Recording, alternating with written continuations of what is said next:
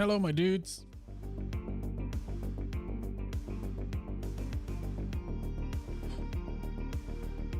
Oh, sorry. Took me a while to get going. I've had a pretty busy day already today.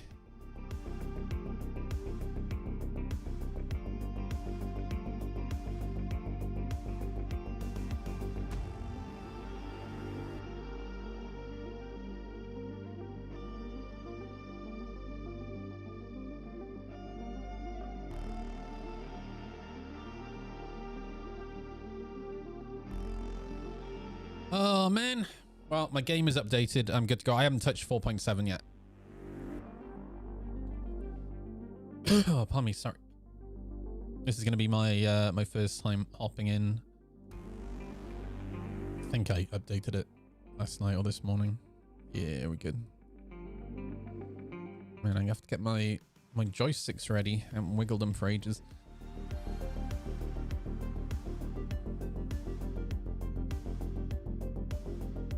How you doing, Rogue? You're right, dude.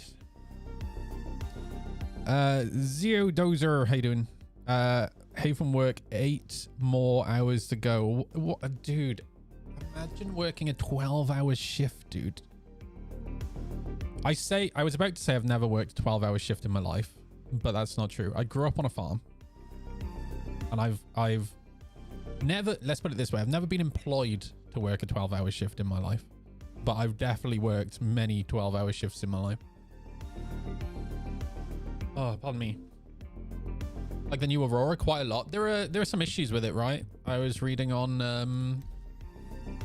Reddit. I'm still excited to fly it. Like the OG Aurora is one of my favorite ships. Period. Man, I haven't played in so long. I can barely remember how to play the game. Bruh.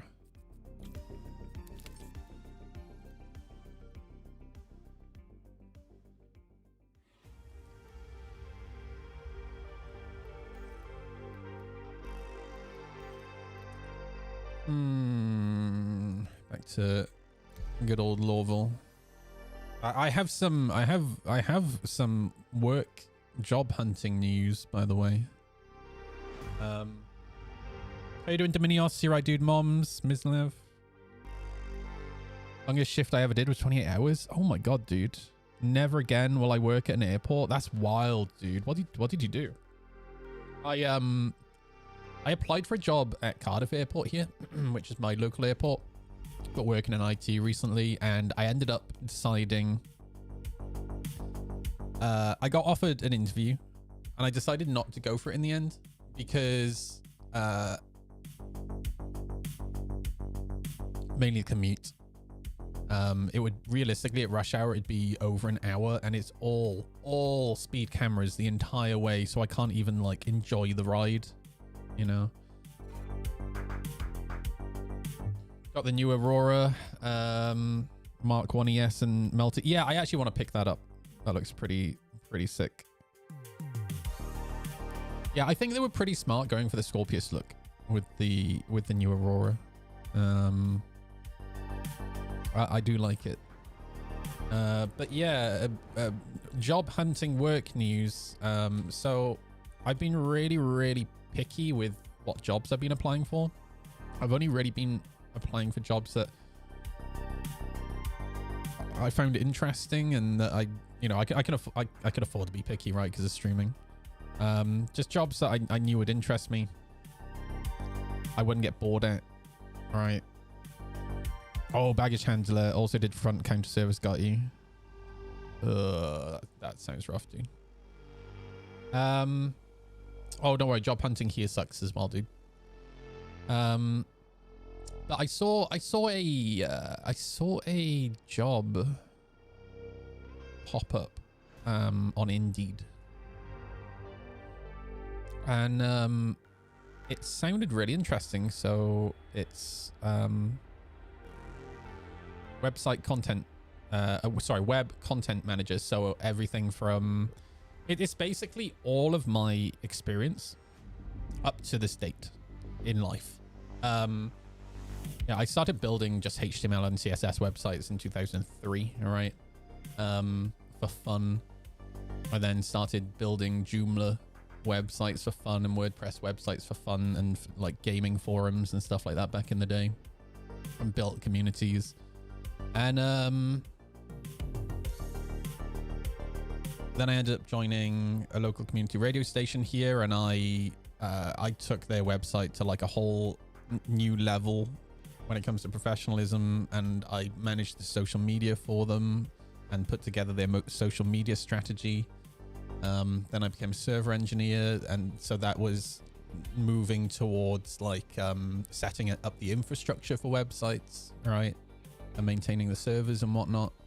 So I have a bit of everything, and I used to be a photographer and graphic designer, right? So I have a bit of everything, and of course been streaming for years, so I've got the social media side of it down as well. And yeah, this particular job was advertised as web content manager, which is basically what it was advertised as was just managing their current website and doing some social media stuff for them, and potentially doing eBay for them as well. And I've also, you know, I worked for a local company here for a year, basically managing their eBay store for them, which wasn't the most exciting job, but it was fine on the side. Yeah, I got invited to a video interview a couple of days ago, and it's actually the first time I've ever had an interview that I've looked forward to. Sound weird? I think it's because like I wasn't getting too excited about no, I kind of set my expectations low. I assumed, because the salary, by the way,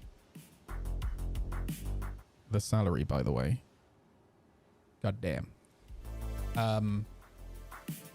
So I assumed it was going to be like hyper competitive, and yeah, I went for the video interview, and we only had 30 minutes for the interview because he had other people that other interviews he was conducting. But yeah, ended up having a really good chat to him in the video call, and then so that was yesterday, and at the end of the call he was like, you know, is there any chance I could get you to come in and have a coffee and have a bit of a chat? And I was like, yep, no problem. So last night, welcome to the mind of Moist Noodle.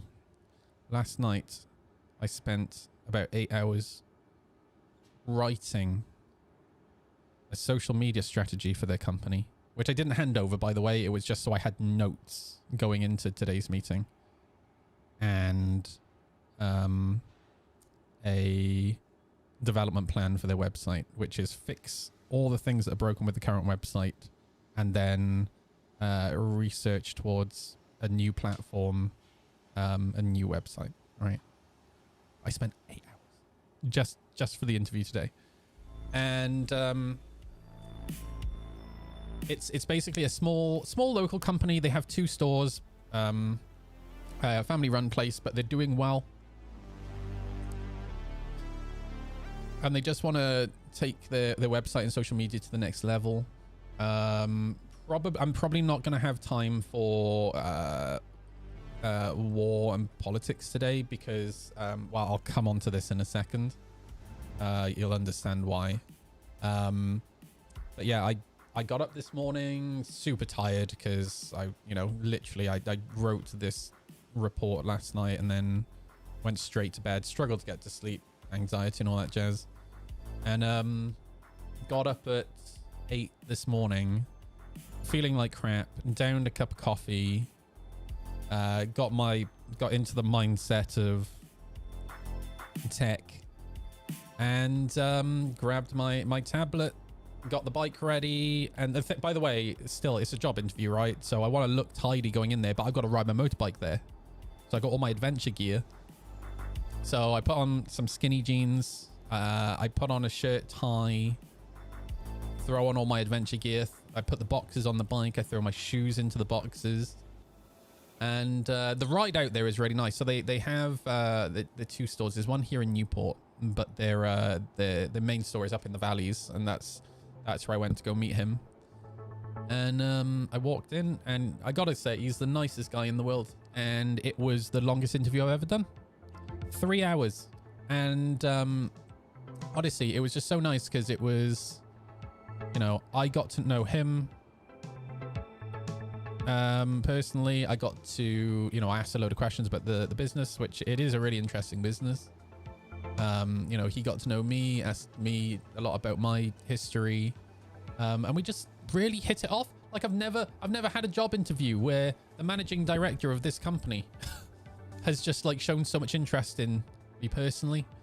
You know, I talked about some of the social media stuff and my experience with server engineering and web development. And one of the things that we talked about in the first interview was, you know, on the job description, he was looking for somebody just to manage the existing website. And he said, look, you know, what's your opinion of the website?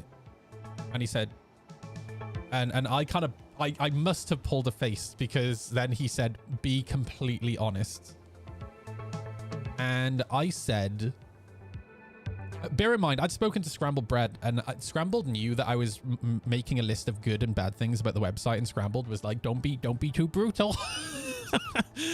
And when he said, be honest, I was just like, I'm just going to say it, dude. And I was like, yeah, to be honest with you, you know, it's running on an older platform, older content management system.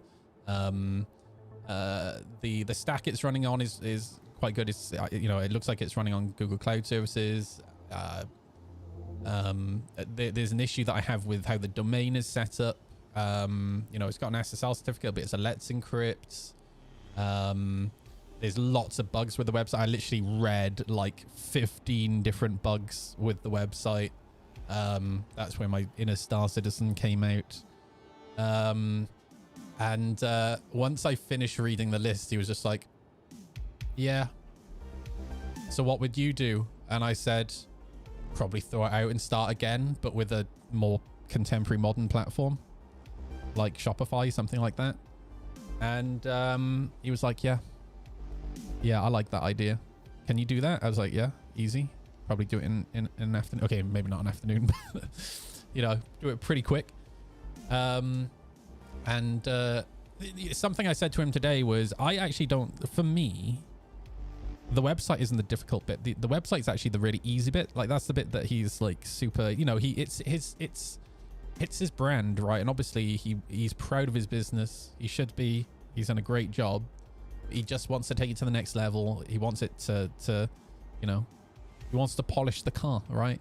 I can do that, but that's not the hard bit. The hard bit is going to be once, you know, is the social media side of it.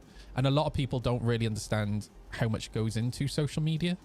That's actually the really difficult bit, especially with this type of company. It's not necessarily the type of thing that you would think you can make exciting content about. But I've already worked out a strategy for that content. But it's one of those things where I'm one person. I would be the web content manager, so I need to sort the website, but I also need to do the social media.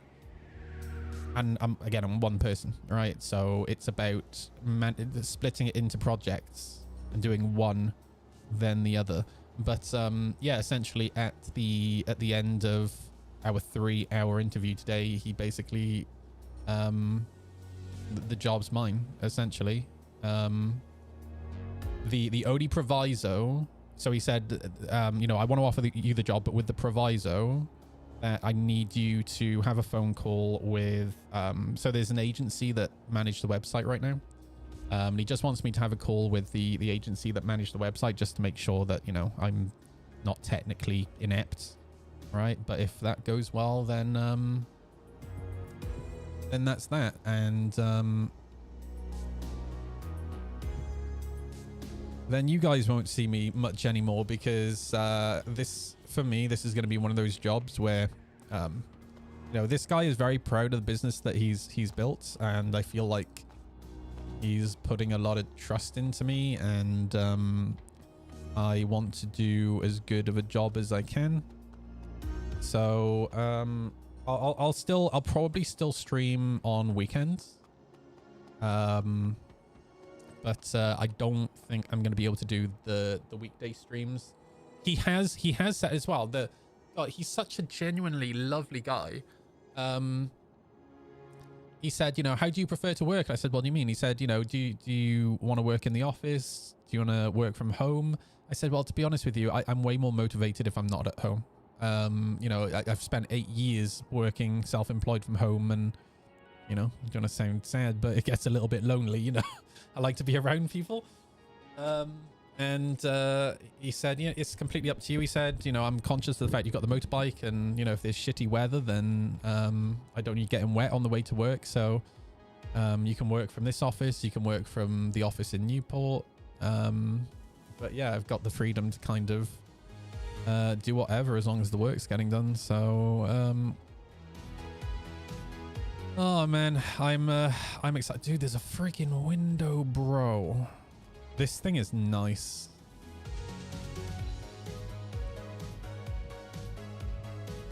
I'm glad they went more for the Scorpius look.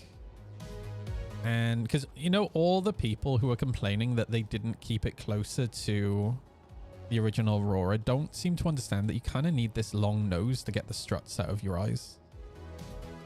Right. Otherwise, the front, the only other way to not have struts in your eyes is go for like a kind of flat cutter front. But yeah, this is nice. You will respect my authority. Kennedy's just subscribed. Hey, Congrats on the good news. You, hope it all goes well for you. I hope so as well, dude. And yeah, it's going to be a huge life changer for me, because I'm going to be able to. Hey Thor, thank you for the follow, dude. It's going to give me the freedom to do things that I haven't been able to do for years. Right, I've been living paycheck to paycheck for, well, not paycheck to paycheck for 8 years, but the last few years has been very paycheck to paycheck. And yeah, just being able to, you know, like I got plans for buying a house, right, in the next few years. That's funny enough, that's something that I talked to him about. He's got a mortgage guy who has a really cool system for helping people get on the ladder, which is amazing. But yeah, he's, again, seems like a really, really cool employer. And the thing that he asked me in the interview yesterday, he said, why are you so interested in working with us? I said, look, as far as I'm concerned, you know, I've got a lot to bring. The website that you're running right now is fairly dated, right? And you're not really doing much with your social media. And I definitely have the skills to change that. But from my point of view, the main reason that I specifically want to work for you is because, and I said this is going to sound really cheesy, I like the fact it's a family-run company. You know, I said I worked in corporate for years as a server engineer, and I loved the team that I worked with. My manager was amazing, and in fact, I've given him the phone number of that manager as a reference. You know, sometimes I think about when I worked there, and I regret leaving, but then I remember that when I worked there, I felt like a digit. And that I had no freedom to use my initiative, really. It was just the same day in, day out job, right? There was no opportunity to be creative. And there was no real opportunity to grow and progress my skills either, or progress my career. I knew that I was stuck in that role. So, you know, I really like the idea of working for a family-run company that I can help grow. I can see how financially how I am helping the business.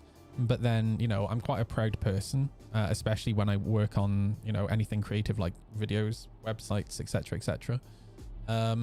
You know, it's literally got my name on it.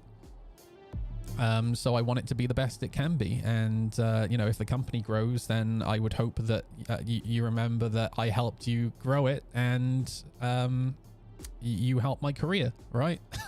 So, yeah, we'll see what happens. I'm a little bit, I'm excited and nervous. I just had to force myself to eat food because, yeah, I'm going through this kind of anxiety thing at the moment. Just like, it's like excited anxiety. Because I to be honest with you, I just want to get this phone call kind of out the way and hopefully it's all good, and then just start working on stuff. Because, you know, I talked a lot about streaming, and, you know, I talked a lot about, you know, the sense of community streaming, and I think I've got the modules with this. Let me go store it. And I love the community. I love you guys, right? Like, you guys have helped me out so much over the last few years, especially. But yeah, I need something new. I need something to motivate me. I need something to keep me excited. And the fact of the matter is, and I've talked about this openly on stream, that streaming just hasn't kind of excited me for a long time, really. So yeah, fingers crossed all goes well, because my motorbike needs a service. And it's a BMW. I can't fucking afford it. Oh man. I've decided I'm gonna do the valve clearance check myself. So yeah, we're good. I'm gonna have a crack at it anyway. Side note, I've lost enough weight that I've gone down 2 helmet sizes. New helmet has arrived. Let's go. Needs a micro screwdriver to install the pin lock. Like one of those you get out of Christmas cracker. Do not own. Oh, how can you not, dude? I have like 2 sets of those. Yorkshire bike tour. Well, I mean, in the summer, actually, I think I've already mentioned it to you. I want to do Scotland. And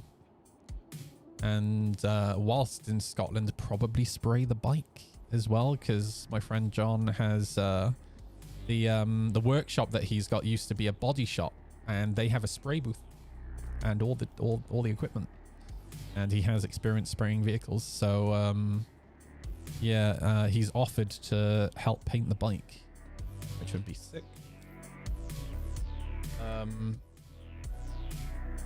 And first thing, dude, I'm getting lights for the bike, man. I have wanted to get lights for the bike ever since I got it. I've just not been in the financial position to do it because they're fucking pardon me, expensive. Tomorrow, me and Anthony are going down to Bristol. He's bringing the wife, I'm bringing Jack, and his wife and Jack are we're gonna take him to a couple of bike places so they can sit on 125s, which I'm really looking forward to. I hope it's a nice day. I haven't actually checked the weather. Ugh. Oh yes, it's supposed to be sunny bit cold tomorrow. Nice. Yeah, it suddenly started feeling like winter again, which is really weird.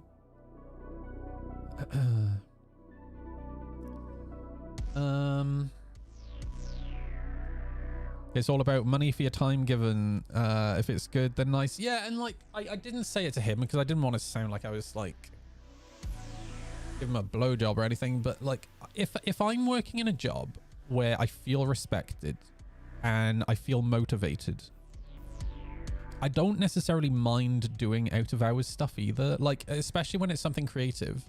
Like some of you guys who might be programmers or whatever might understand this, where like you've been trying to like wrap your head around trying to solve an issue, right? I used to get this when I was a server engineer, where I couldn't wrap my head around an issue, and then I'd be sat at home and then all of a sudden light bulb, and then I just sit at my computer and get to work, you know. Oh man, I only have the wait, hang on, it's no, it's modules, isn't it? Oh yeah, let's go. Combat capabilities. Yeah. All of the shields, dude. Let's go. What weapons does it come stock? Badger. Oh yes, dude, a full badger loadout. What a dream.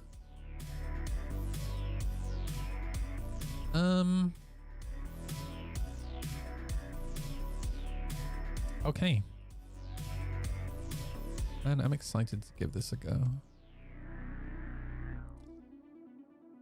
Yeah, yeah, man. I hope this call goes well. I hope I don't cock it up. The one thing, I don't have are any, like none of the websites I've ever worked on is still live. Like Newport City Radio, for example, when I left, they actually had to dumb their website down because they didn't have the experience to manage it. Like I have like screenshots of the website that I worked on for them, but now what they have is a way more like basic static front page. So basically what I said to him I would do is over the weekend, I would put together a sample homepage for him. So yeah, just need to get that done over the weekend. So I got a bit of a working weekend. Badges are beans now. They can't damage most ships. Great.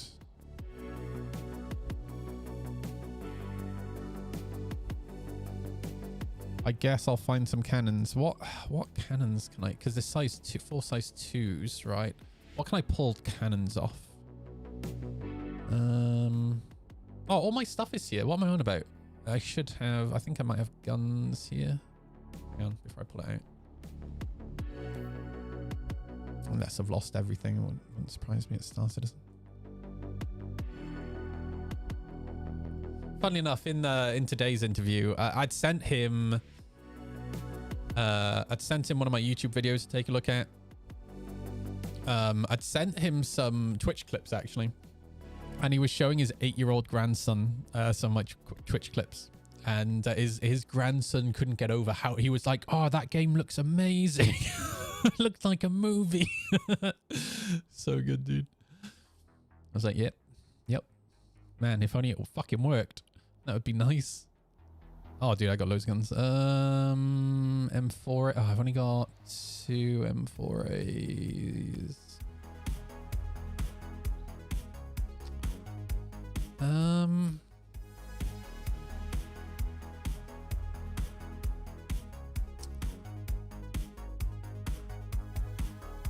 What ships have M4As on them?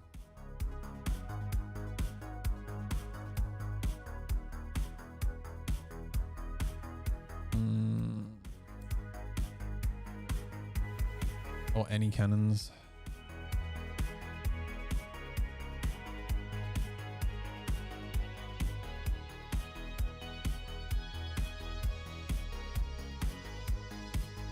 See, the issue that I have now, this is ADD brain. This is what I can't stand about my brain.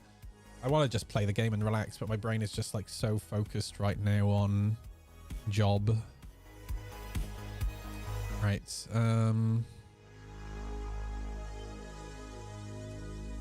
Reclaimer, Retaliator. Yeah, I don't know. Let me have a look at Urkel, because I don't know what guns are on ships these days. Urkel. I've not opened Urkel in months.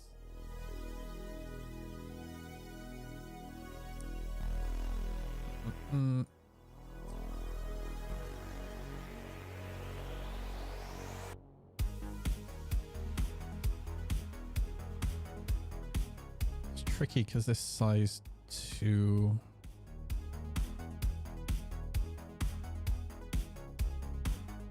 Pisces is size 1, isn't it?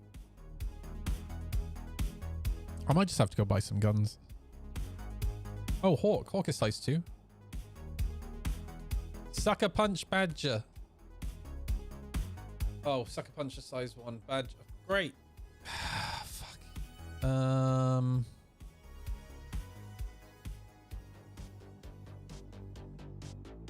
Oh, wait. This size 2's on the F8, isn't there?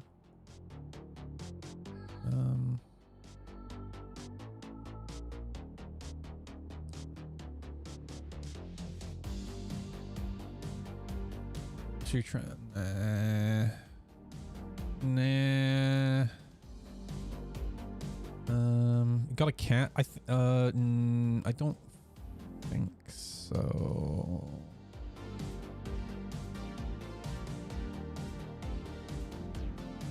No. I mean, I can just go buy some. It's fine.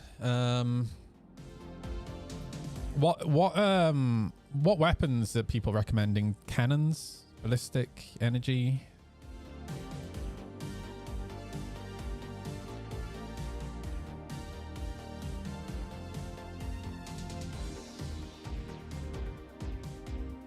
NDBs and Omniskies. All right.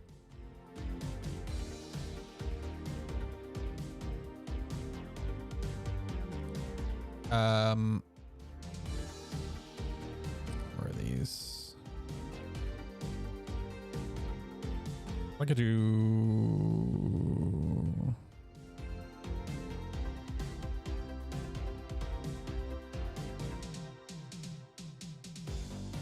Man, it's Herald 3 that's nearby, isn't it? Herald 3 and I can't remember the other one. That's Herald 3.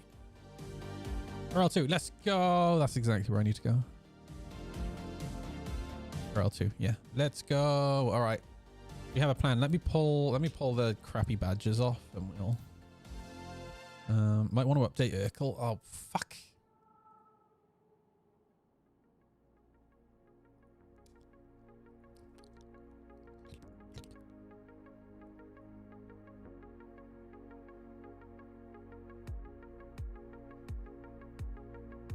No, it's there. Oh my god, dude, I misread.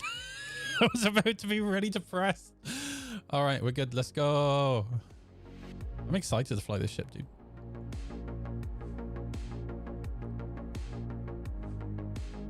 Oh, dude, scroll, please. So if I scroll too fast, it just doesn't work anymore. You have to scroll slow. Great. Amazing. CIG never letting me down. I'll give it to CIG. They're consistent, constantly pushing out shit. All right. I notice we have no audio for the elevator anymore and the alarms. Nice. You can filter though. That's, you know, that's something, dude. Yeah, true. Never think to use it, but you can. It's a beta.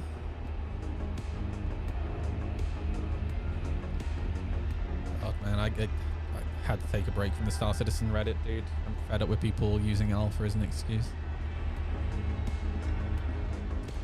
2-decade-old alpha. Let's go.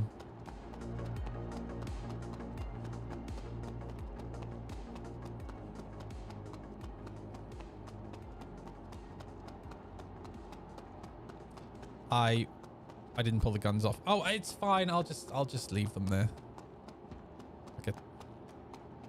Righto, I'm coming in.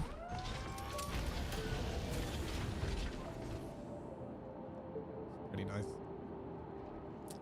That's pretty nice, dude. Oh yeah, dude. It's nice, bro. It still feels like, even when you stand here, this feels like an Aurora. This is so cool, dude. Got a little storage area. You still got bed. Yeah, this is nice, dude. It definitely still feels like an Aurora. And look how spacious the bed is. There's so many room for activities. Now, obviously, it's missing the door on this side, but that's fine because, like, at least because you have this stuff now, right? So, yeah, they're just trying to use the space. All right, I need my joysticks.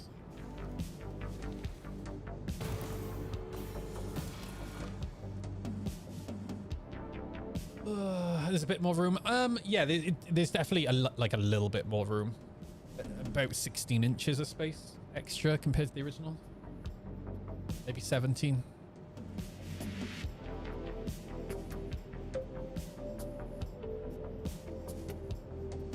Sorry, I'm just getting myself ready. I've not wiggled my joysticks in so long. My Luke clip.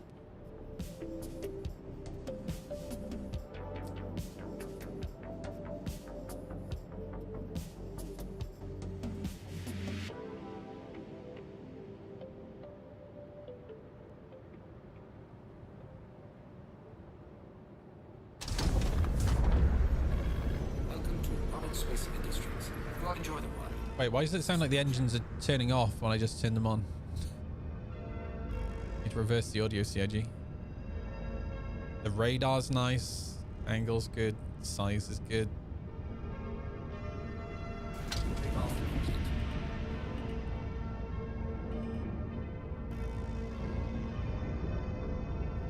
Bro. Oh, bro. Bro. This is so nice. Oh. I feel like I'm in an ornithopter, dude. This is so cool.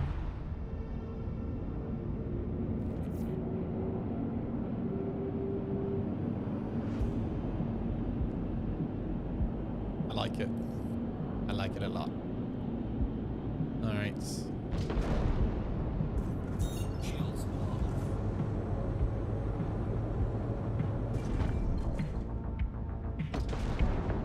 Yeah, this feels good.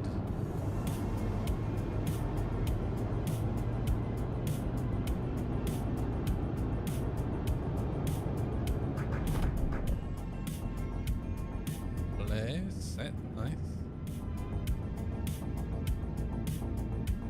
Hey, do I still have money? Yep. Good.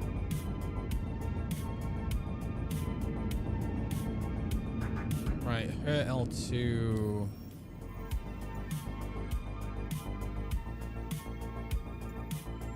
I have not played in so long, bro. I feel so green. Yeah, the view is super nice, dude. I love it. Oh no, my shutters are open and the sun's coming out. I need to...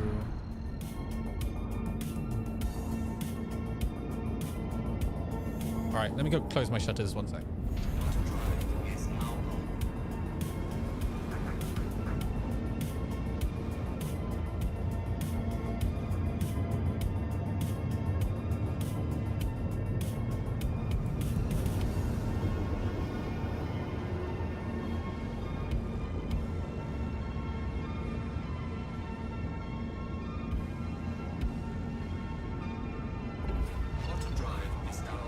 No, the gun's the same size. You got the size 2, 4 size 2s on the MR.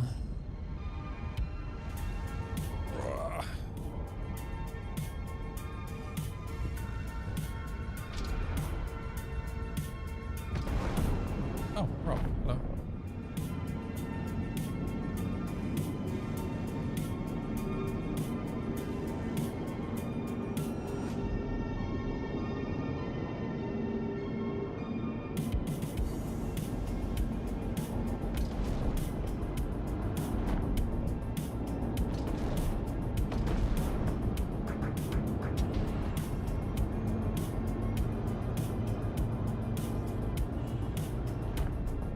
I saw a landing. Yeah, that was really weird. The marker popped up for like a second, then disappeared, and then came back again.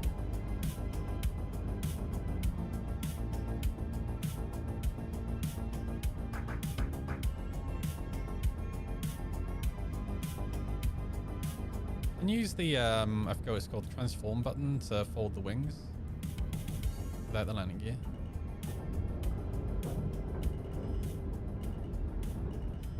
Nope, I think I have it bound.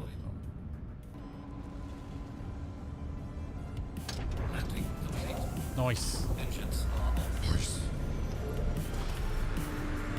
Oh, his size. Nope. Why do you think I used to PvP with the Aurora, dude? And all size ones were definitely brutal.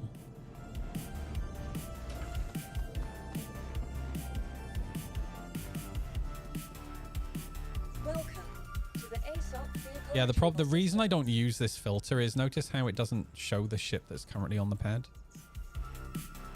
That's something I really hope they fix. So I always find myself having to scroll down the list anyway to, you know, store ships. Super annoying.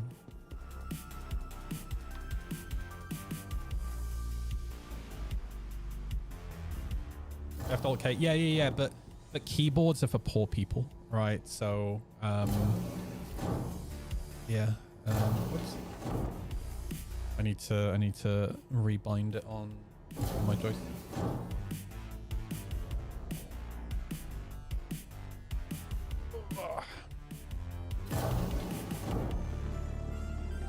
Pretty useless toggle? No, completely disagree. For example, like if I want to tuck the Aurora in somewhere tight, right, like in a cave or in a structure or whatever, I want the wings to be folded, right, and I don't want the landing gear to be out and getting stuck on everything, right?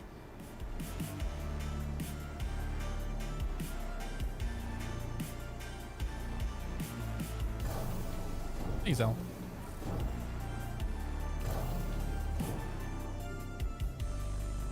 The cycle bind works, but the set expand or set tuck doesn't work. Oh, I got you. Okay.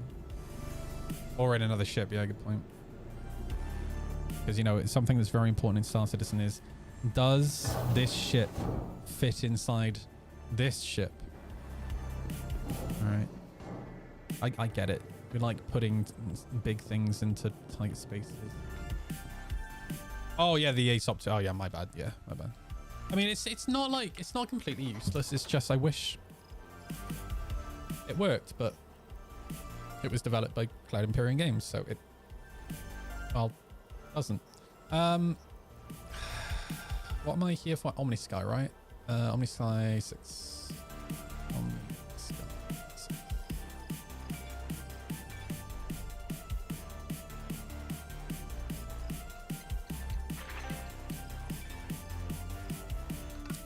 Zell, I have a decision to make now that I'm about to be earning money again.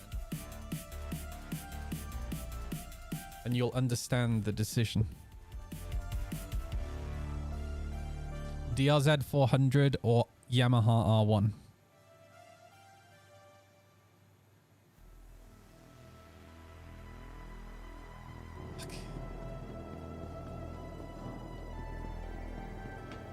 I think I'm going to go for the DRZ.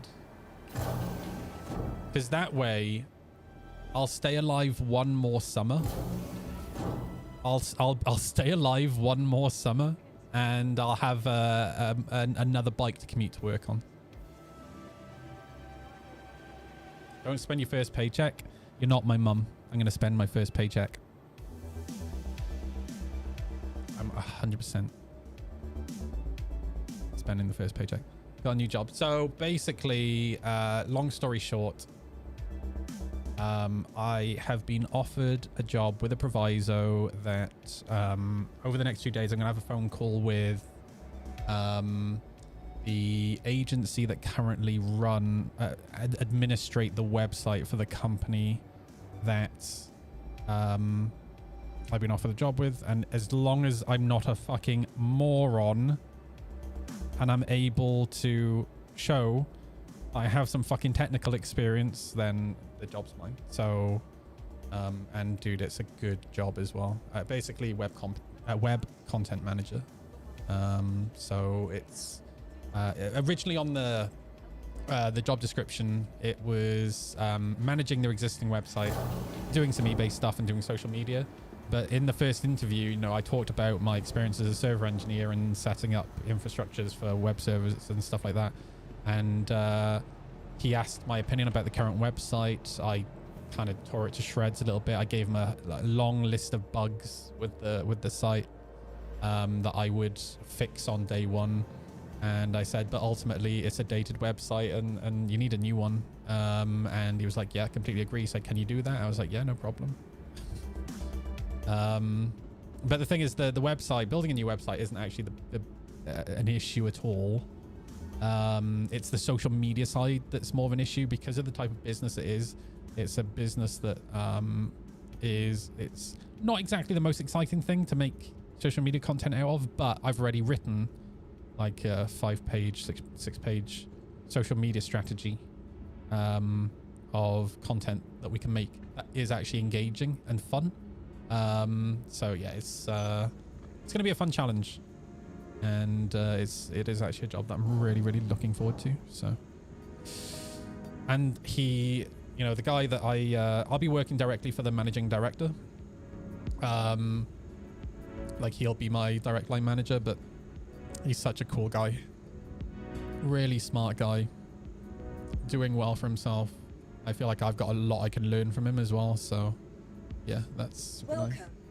Hey Zahu, how you doing, dude? You're right. Right, let me... Please visit us again. Goodbye. Yeah, I can't spend the first paycheck anyway because I need to get my credit card and overdraft paid off. The thing I will say though, a DRZ 400 I can buy in a single paycheck. So, month 2 definitely.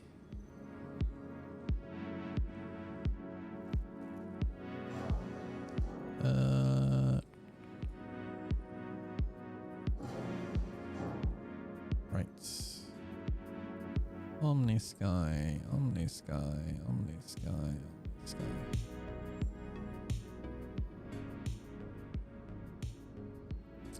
Sick. All right, let's go shoot at something.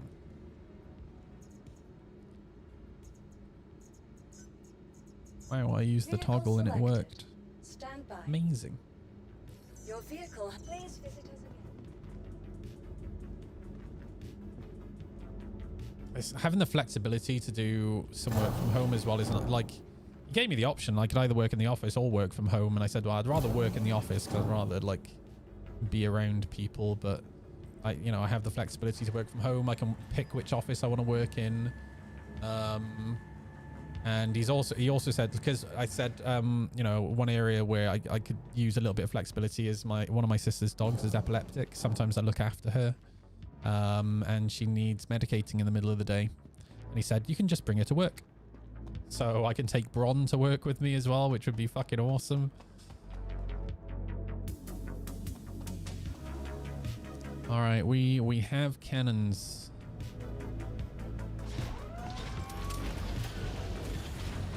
My sister laughed when I told her that. She said, oh, what are you going to do? Get her a baby harness and take her on the motorbike? I was like, yeah, why not?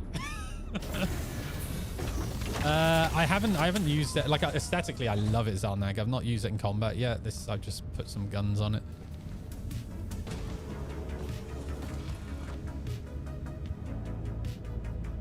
Right.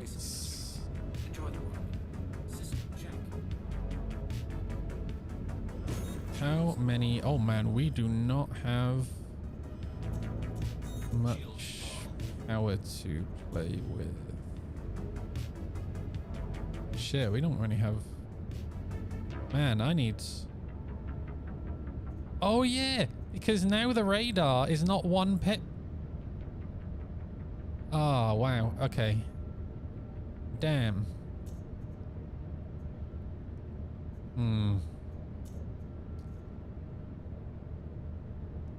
Okay, we're gonna do this.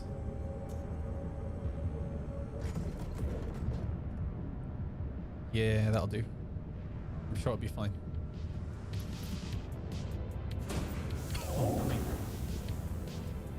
Why can you not fire guns when the wings are swept? Probably because they're pointing sideways. No, actually they're not. Okay. I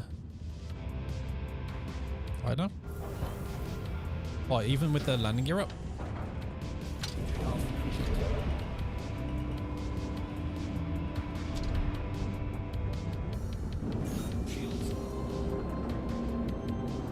It's probably like I can give you a gameplay reason for it. It's because they don't want the front cross section to be small and for people to cheese it. Oh yeah, you can't. But other than that, yeah, there isn't really much of a... Oh, there we go. Yeah, other than that, I can't really think of a reason.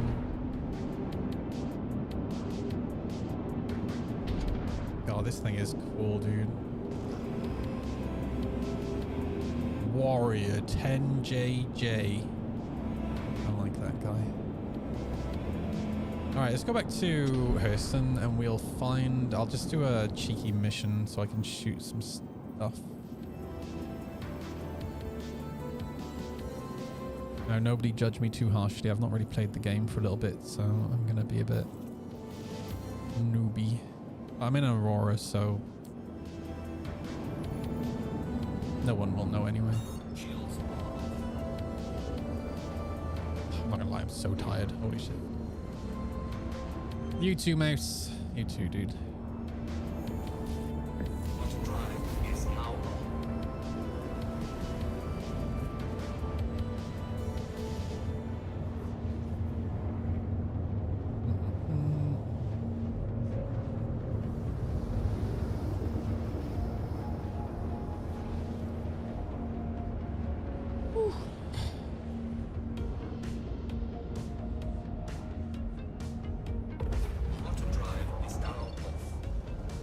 I do use Thrustmaster TPRs. Why do you ask?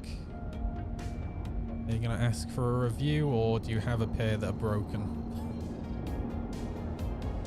It's not my fault. Right. There are some new missions on there.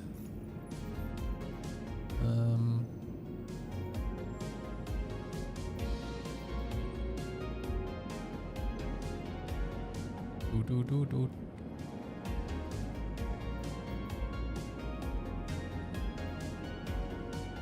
Oh, I could do Gilly's flight school, dude. Oh, let's go. Ship under attack. I think a yellow. Let's start with a yellow ship under attack. That'd be nice.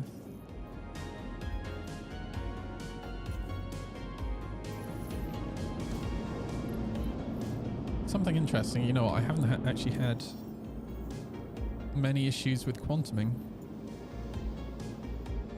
Touch wood. Touch wood.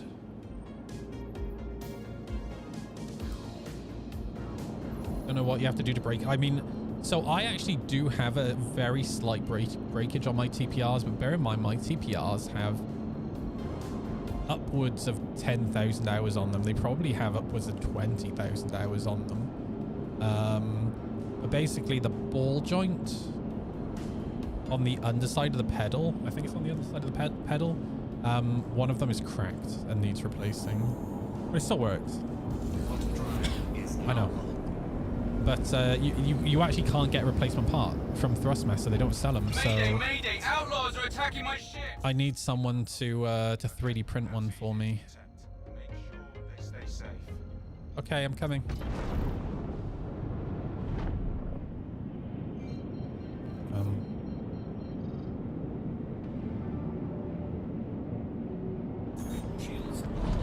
I came. My chair's not in the right position.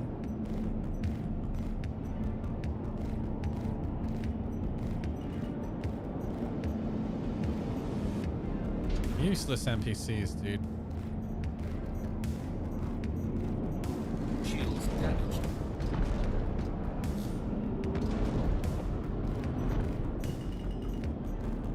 Enemy down. Got him. Go back down now. Thanks. So we're going up against the big boy saber.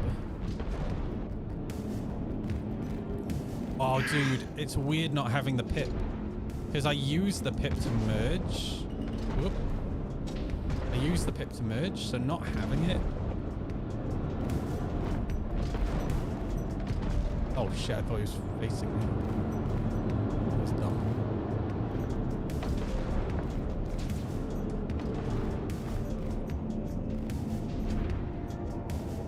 Dude, this thing feels solid.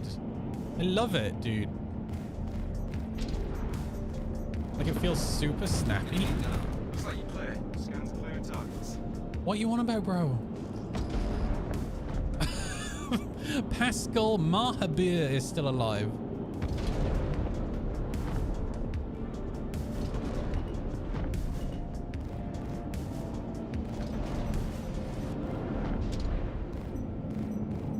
Shields damaged.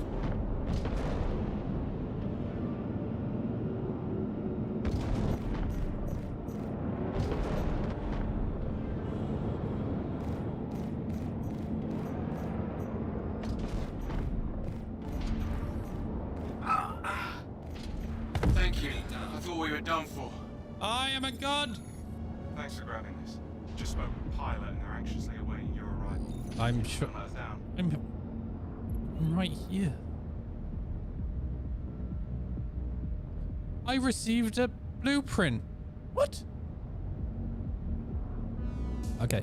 I need to let you guys into a little secret. I've not paid any attention to Star Citizen since like 4.5.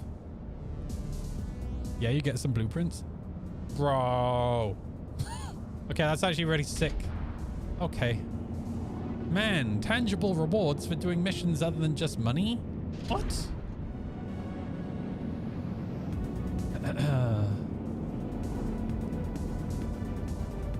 Minor fine-ish. The ish is that the way I have them set up, calibrated dead zone setting, etc. Occasionally when I hit the toe pedals, the ship starts rolling in the other direction permanently until I hit the other pedal.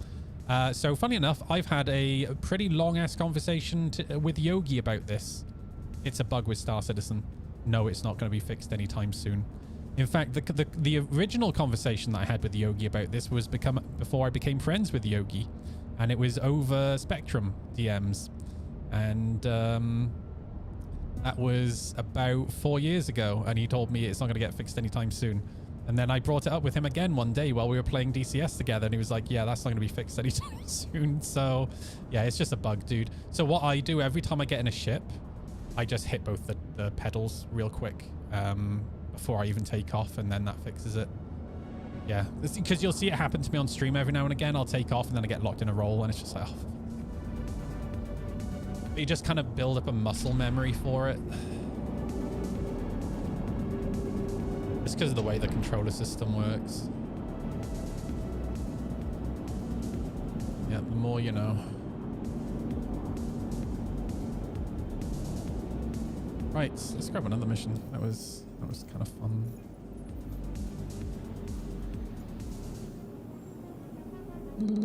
Mercenary.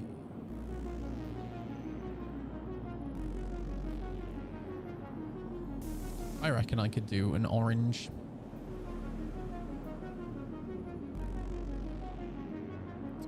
Oh, it's around Microtech. I don't want to go to Microtech. I'm in Aurora. An Aurora. Magda. Selin. Waller. Wait, Waller is here, right? We're about to find out.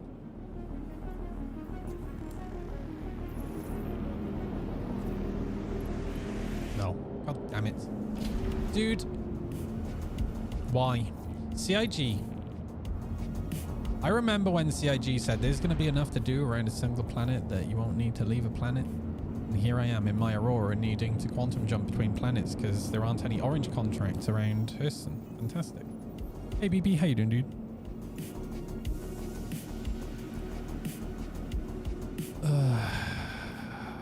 Oh wait, hang on, what's this one? Oh, this one's going to be nearby. Let me do this one. If it's not nearby, I'm going to say mean things about Chris Roberts. Hey, nailed it. Call it Artcorp. Artcorp, right.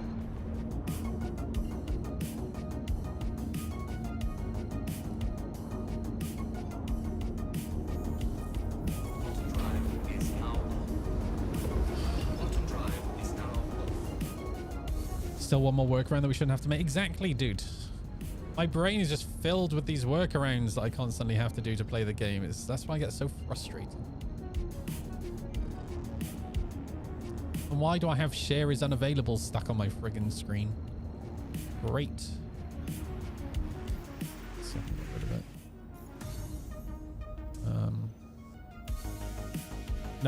No, it just moves around my screen. Now it's covering my MFD. Fantastic.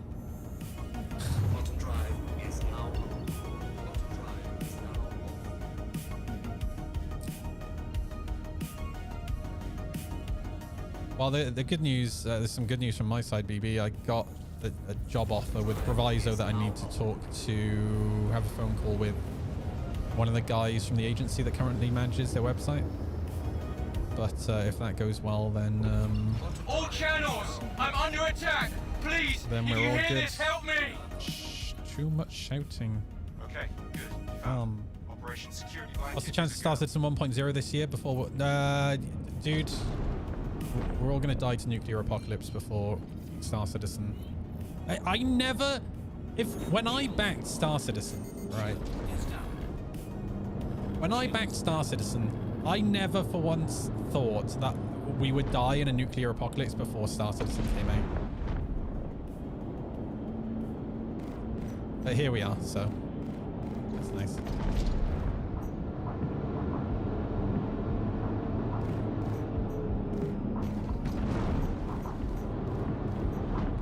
Hey, maybe I'll become a drone pilot. Whee. What are you talking about, bro?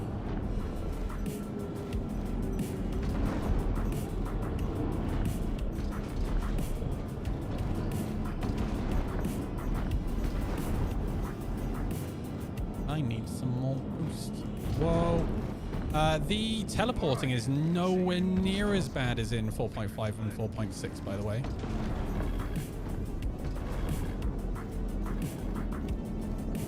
Like, the NPCs feel smoother at least.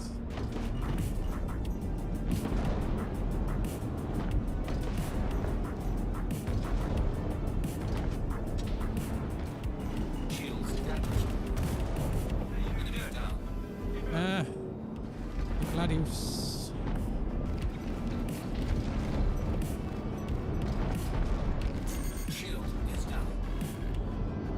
Hey, this guy is super aggressive.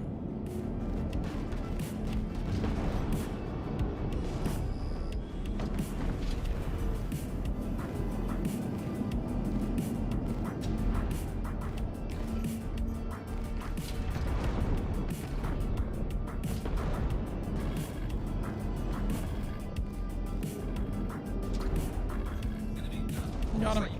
Scans clear targets.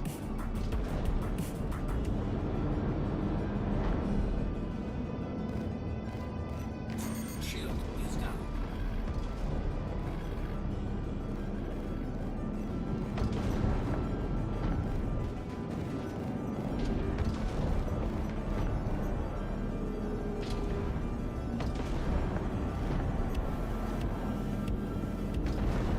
Peasants, I bring news!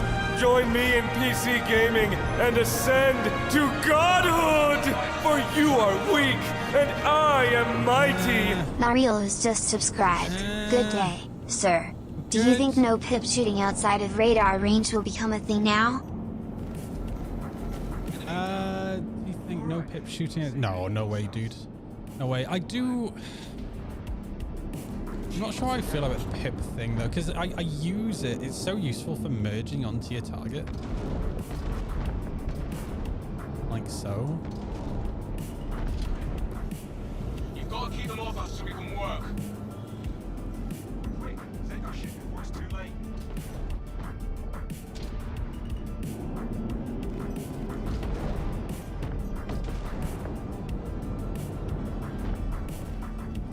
Dude, this Aurora feels so good. I actually think it feels better than the OG. It is easier to be hit in this. I do feel like this feels a little bit bigger on the front cross. Obviously the wings are stuck out right, but I feel like the body, Keep the fighters off me so I body can work. isn't quite as small. So, because that's the thing a lot of people didn't realize about the OG Aurora. Like from the front, it is tiny. And it's what makes it quite powerful in PvP. And why you can meme people so much.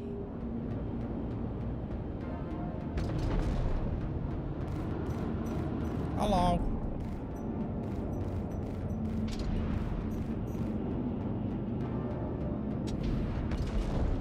Been off ESP, see what no I do. Nope, terrible. Terrible. Shields damaged. Me, a little shit. Enemy down. Doing a hell of a job. Don't back down now.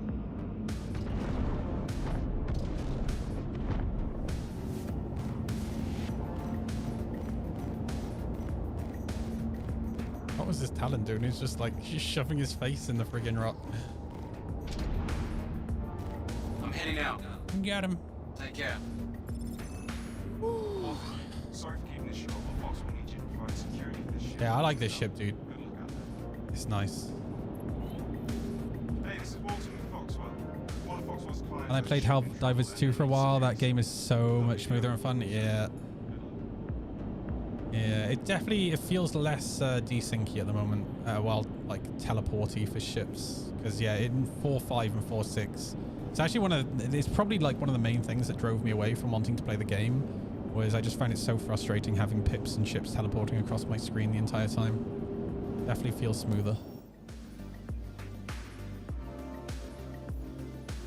Just in time for me to get a new job. Let's go.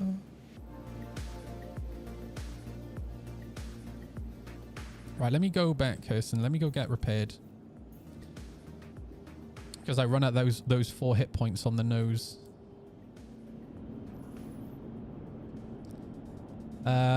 New Aurora looks cool, but I think it kind of lost some of its space brick charm. Yeah, but if you want that, then you can fly the original Aurora, right?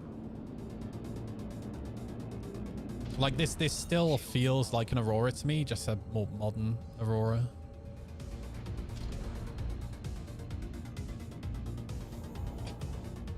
Like on the interior mainly. The front is so much better.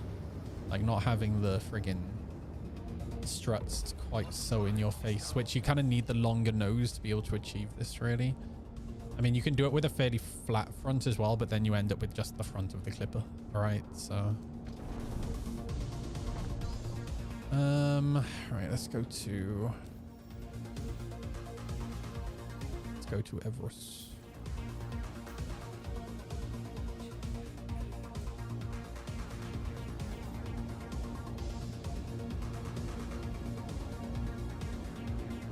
I saw there was quite a lot of drama around the Aurora Mark II. I didn't really pay that much attention to it. I just saw some drama posts. And I don't know, I have a fairly simple mindset of if you don't like it, just don't buy it. All right.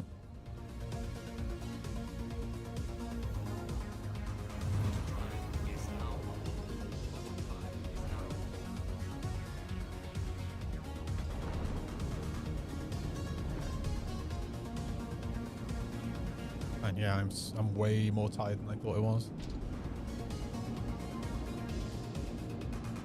I've got like another couple of hours in me, then I might go have a little nap because I need to do some work tonight.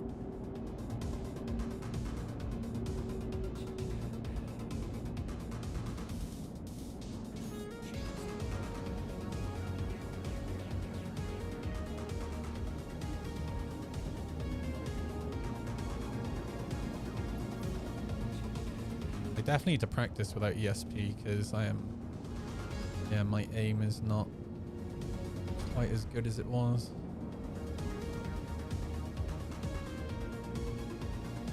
Drama in the stars. I know, dude. Crazy. It's so weird how my mindset has changed. Like to be fair, I used to be like that. I was so into Star Citizen, right?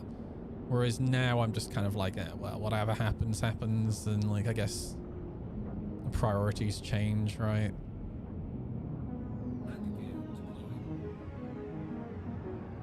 This is going to sound really sad, but I made more IRL friends and I hang out with them and I have the motorbike now, so I'm out on that a lot, right?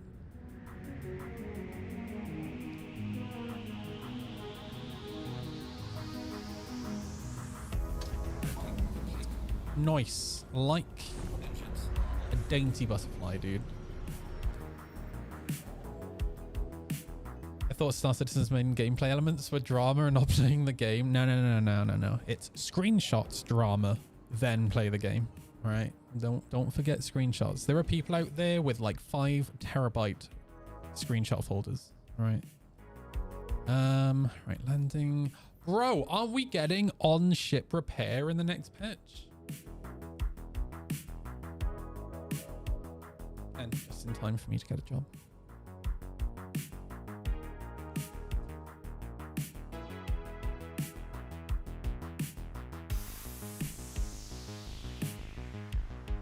I want to get out and take another look at the ship. Nice. Let's go have another little look. Veronica! Hello, my darling. How are you? I do screenshots in Final Fantasy 14. My pic folder is huge. Yeah, I can imagine your pics folder is huge, Veronica.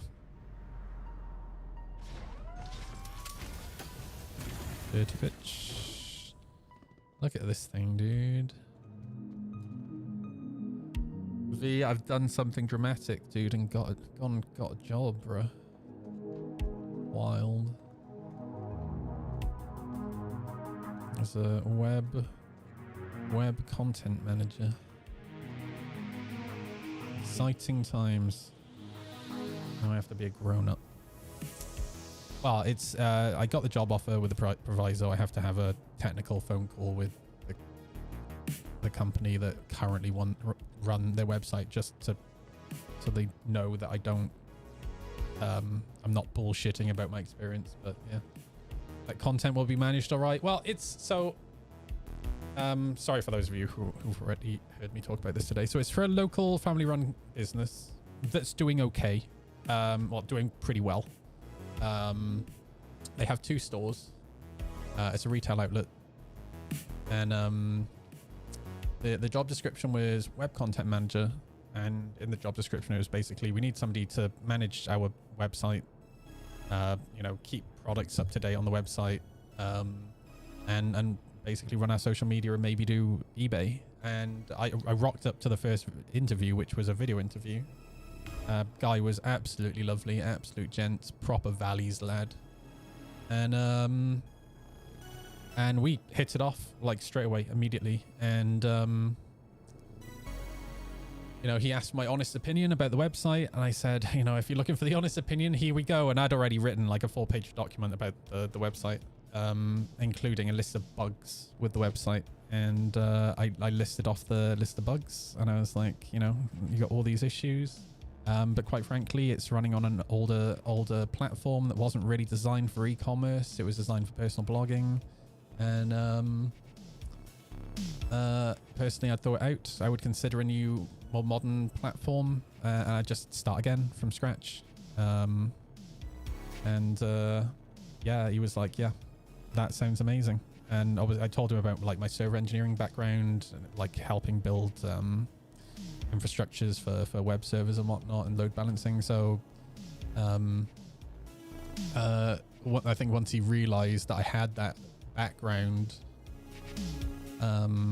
pretty quick he knew. And then I went for an in-person interview today that lasted 3 hours, and we were just chatting. We weren't really talking about the job that much. We were just chatting. And you know, I talked to him about my background growing up on the farm, right? He told me a little bit about himself. He likes Porsches. He's been considering getting into bikes. I'm gonna get him a training day, I think.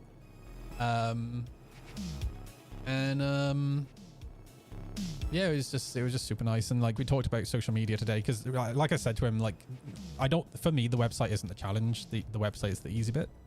The challenge will be using social media because he already pays a fair bit for advertising right now. And the crazy thing is, like, talking to Jack, talking to my sister, they know the brand already. It is WordPress sell, yeah. And I basically said I think you should consider moving to a platform like Shopify, something like that, where it's less it takes a lot of the maintenance and development away from you, and the liability is on them mainly, right? Because here in the UK and in Europe there are so many laws you have to follow as well, and it puts that kind of liability mainly on them. I mean, we're gonna look at it. It depends. So basically what I said to him is that, yeah, because it's WordPress and running WooCommerce, right? I said, look, I can make WooCommerce and WordPress look way more contemporary. Let's take a look at the numbers, because what it comes down to is WooCommerce, because they run the payment platform on WooCommerce. Not WooCommerce, sorry. Shopify, because Shopify, they are the payment provider on Shopify. They take a cut of all sales, which is genius if you think about it, right? So we need to sit down and do the math and work out how much of a cut are the current payment provider taking, and what is Shopify taking, and over, say, a 12-month period, what's the difference, right, on average? Because no, it's one thing to pay the monthly subscription for something like Shopify, right, and be paying like £250 or £500 a month, right, for that subscription. But then if they're taking like a 2.5% cut on every sale, right, well, that adds up really quickly, especially when these guys are shifting as much as they are.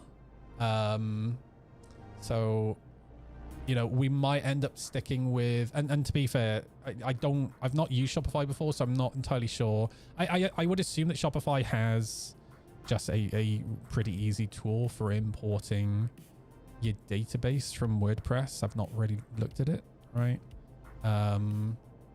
But you know, setting up a new WordPress and WooCommerce site would be, you know, it's fucking easy, right, to import the database over. So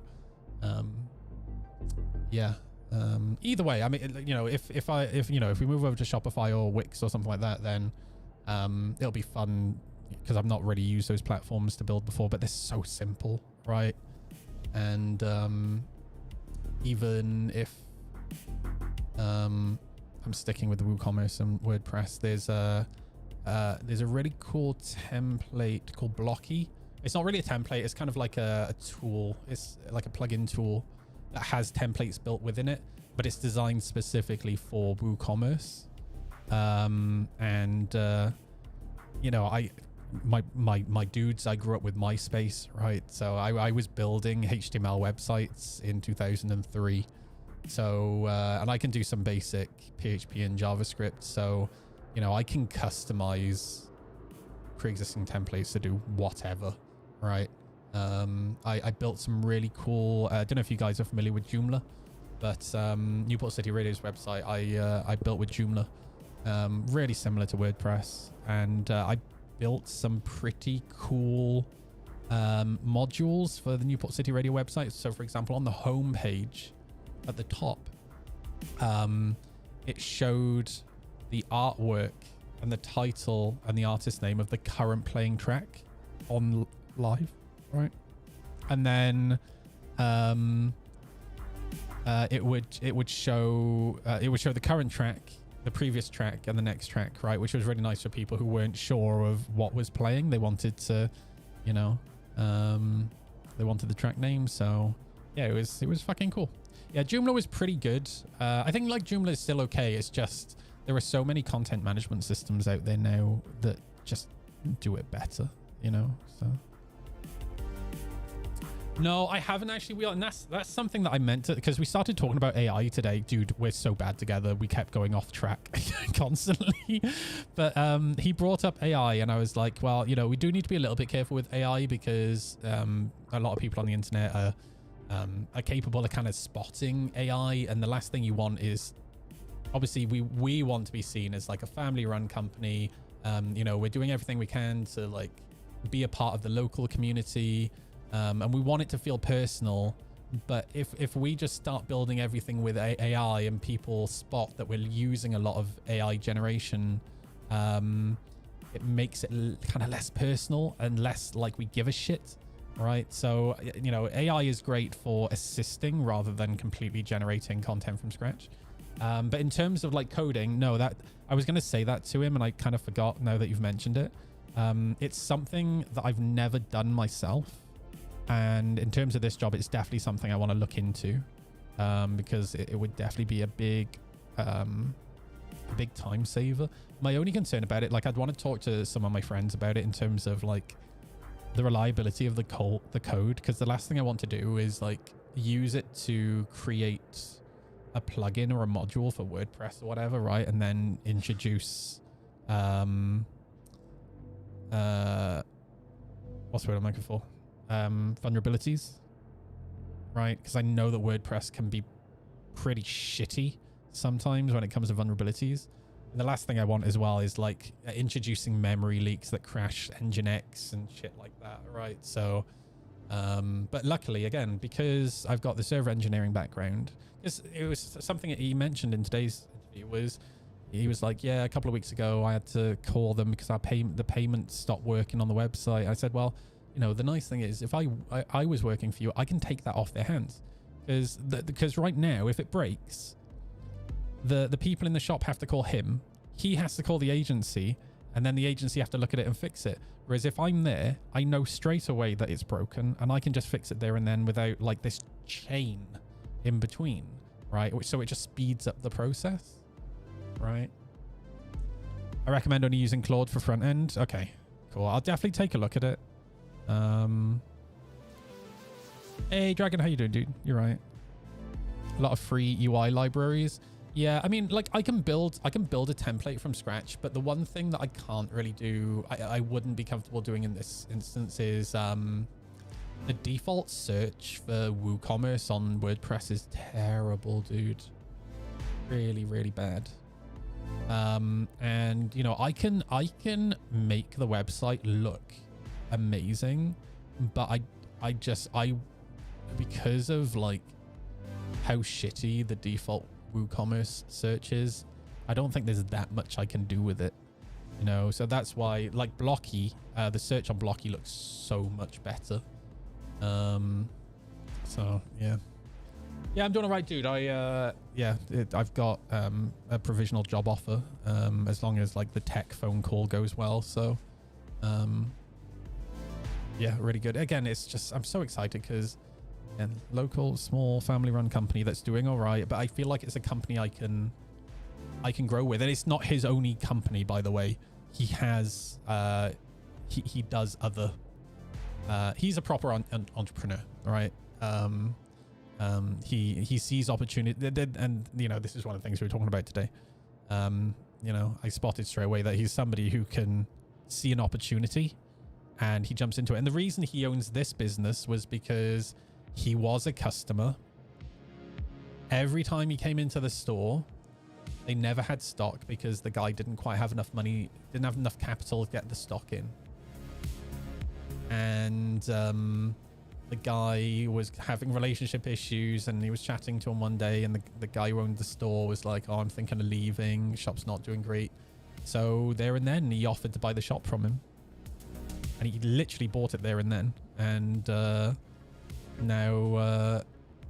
now he's got 2 stores that are doing incredibly well, and it feels like every single person I talk to knows this brand. I'd never heard of it, to be honest, but it's because like Moist Noodle, the name stands out a lot. And again, they do spend a lot on AdSense, and that's in the long term, that's where I would like to try and save him money with the social media. If we can convert, sorry, I sound like I'm in the fucking interview now, I'm really sorry. If we can create fun, engaging content, then local people will know the brand from social media rather than having to spend thousands of pounds every month on Google Ads, right? So that's why I say, really, for me, building the website isn't necessarily, and look, I've got enough friends who, like Dragon, for example, I have enough friends who, if I'm not quite sure of something, I can just ask for some advice, right? And obviously AI, right? I'm pretty confident that I wouldn't need to, but if I was absolutely stuck. But yeah, the website, for me, like the website's not like the difficult bit. It's going to be the social media that's the difficult bit. And also, I'm essentially going to be managing my own time, it sounds like, mainly. So it's going to be also trying to break it down into individual projects, because what I can't do is build website and do social media at the same time, because this is something that a lot of people don't realize. The way that the algorithms work on most platforms, like TikTok especially, is if you don't post a regular schedule, you actually get penalized by the algorithm. So I don't want to like start doing social media stuff and then like break those schedules because I'm busy working on website stuff, right? Because then you just get fucked by the algorithm. So yeah, I'd rather just focus on fixing the current website, then working on the new website, and then work out what we're doing in terms of social media. I'd actually like to have a crack at their branding as well, because although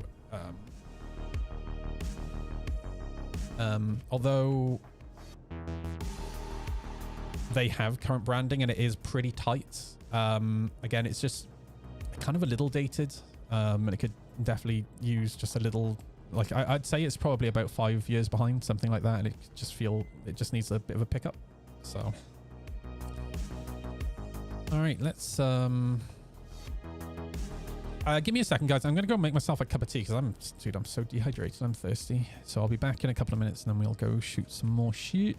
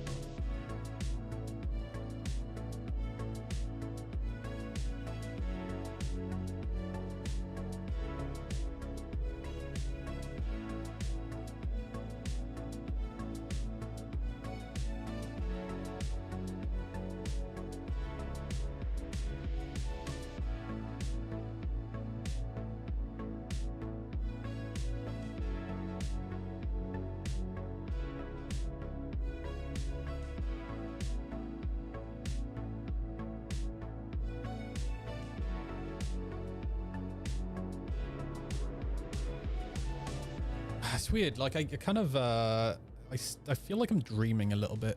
Do you guys ever get that where it's such a big change and like a big positive change in your life that it just feels like you're sleeping? That's what it feels like right now. I think it's going to take a couple of days for it to settle. I think once I start working on stuff tonight, it'll probably it'll like settle down a little bit.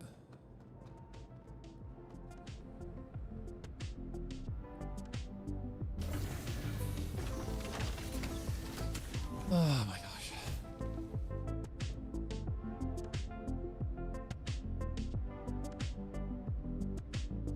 Oh, that is one very hot cup of tea. I need to tighten my joystick because it keeps coming loose.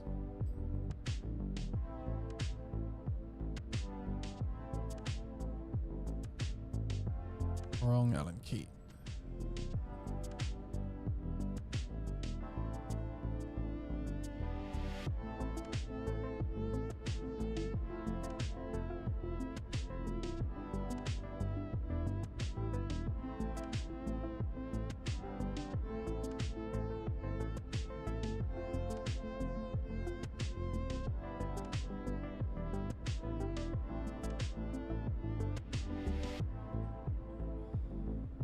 There we go.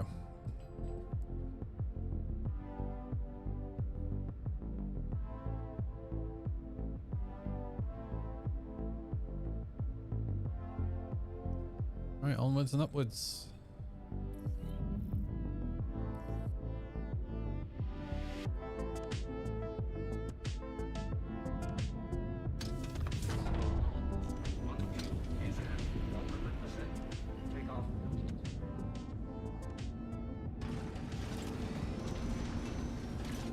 I'm gonna turn off ESP and I'm gonna try and build that muscle memory back up.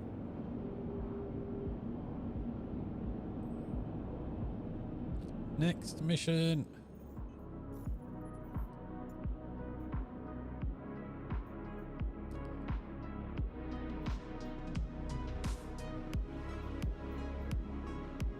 So what were the new missions that were added in 4.7? There's Rock Breaker, right? That's in Nyx.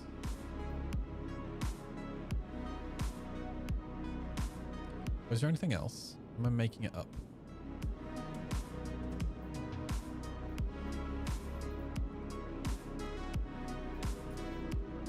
.8 looks friggin' awesome, dude. The on-ship repairing is going to be so good. That's going to be a big game changer.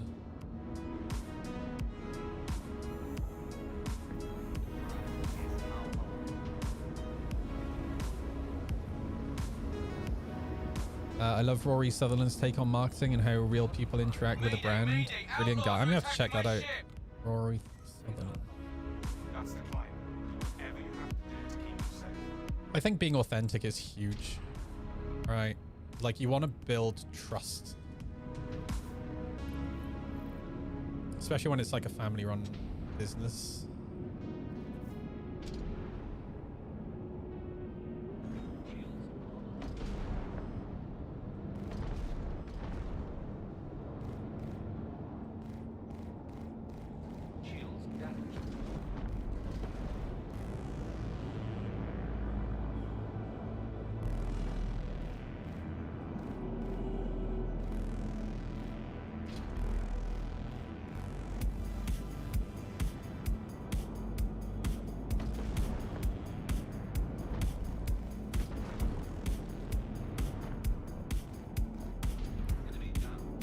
Enemy down. Give you the all clear.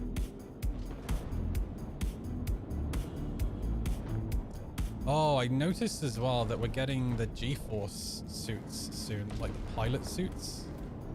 Like, that is super exciting as well.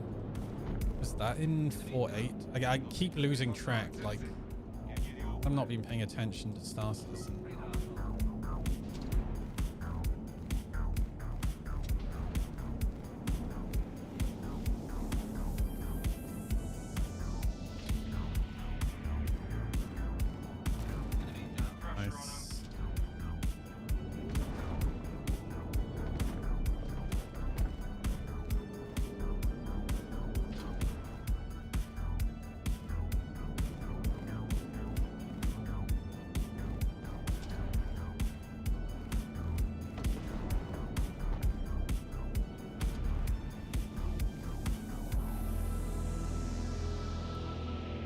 get a Hornet F7A. Snipe with NDBs, and then stole a dude's breaknecks in pyro, and that fucking slaps. Oh boy, okay.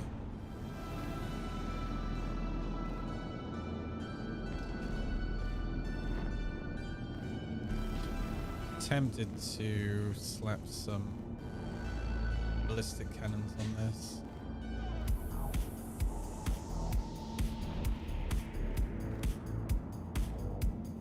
This NPC is being brain dead.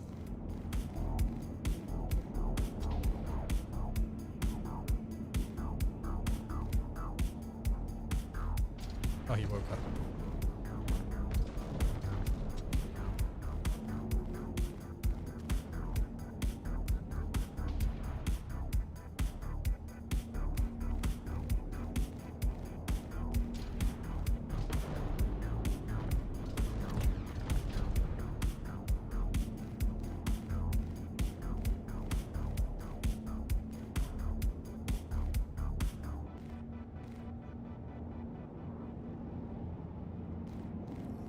I can't get over how tanky that was, dude. It's supposed to be a stealth ship. Oh, that's a prospect. That'll take me 15 years to kill.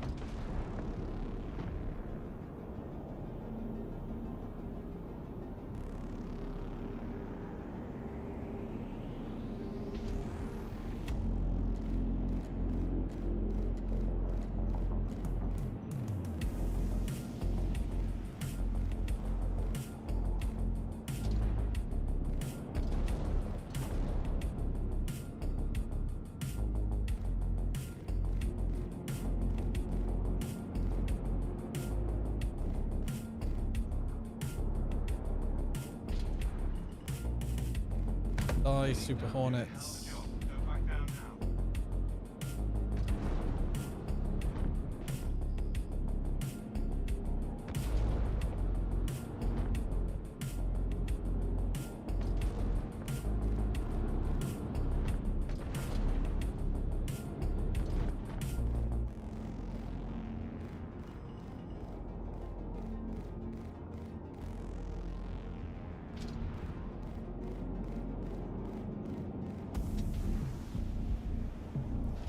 Pressure on him.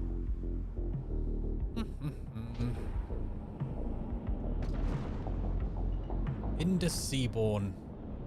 Great name. Yeah, all these NPCs are brain dead though. They're not actually doing anything. They're just like sitting still. It's a little bit disappointing. I'm glad they're not teleporting around, but not actually putting up a fight.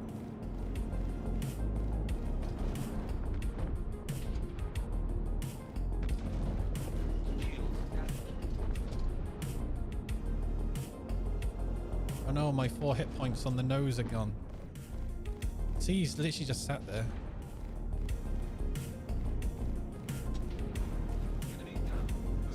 Alright, now to spend 30 minutes shooting at a prospector. Let's go.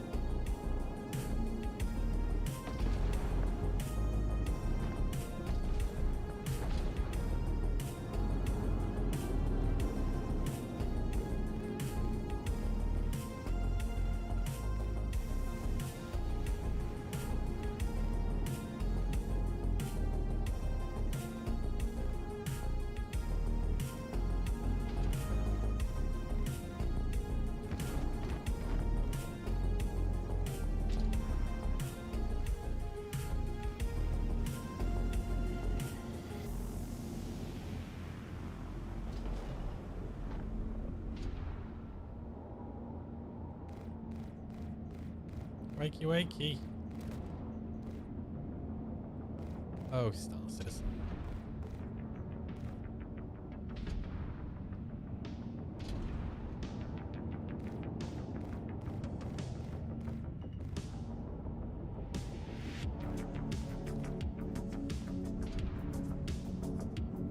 Oh, didn't even try to shoot.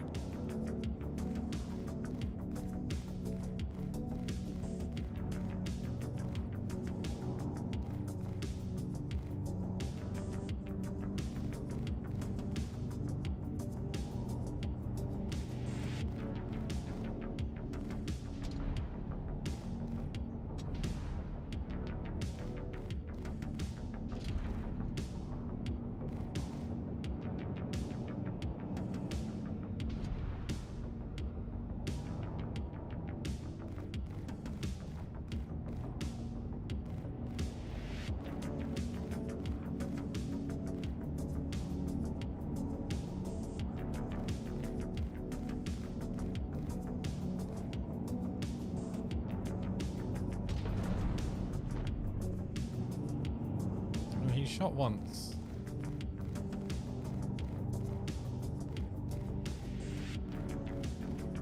I'm heading out. There we go. Take care. Oh my gosh. Arthur here. Sorry for keeping this short, but Fox will need you to provide security for this ship on the double. Good luck out there. Oh, is the FAC actually quite good now? Hey, this is Walton with Foxwell. One of Foxwell's clients has a ship in trouble and they need security support. Hope you'll be able to keep them safe. God, why does he still look so terrible?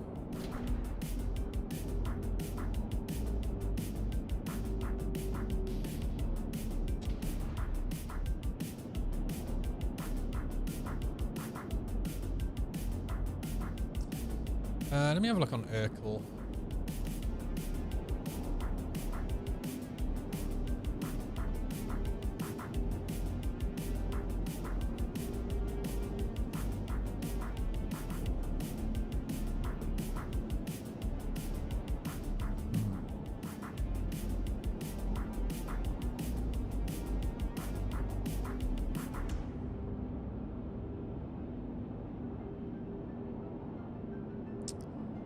I'm really tempted to slap deadbolts on.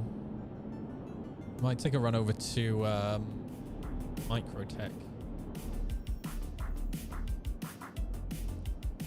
Let me go take these off and leave them here though.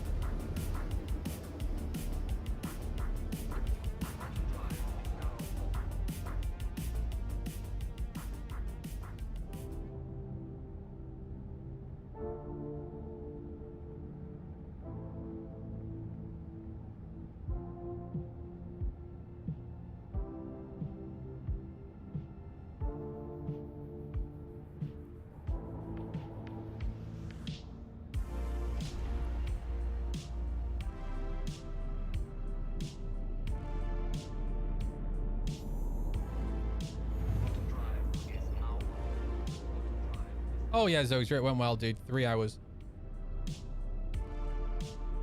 Longest interview I've ever had. But yeah, it was basically just 3 hours of kind of getting to know each other. So the job will be reporting directly to the managing director, so basically the CEO.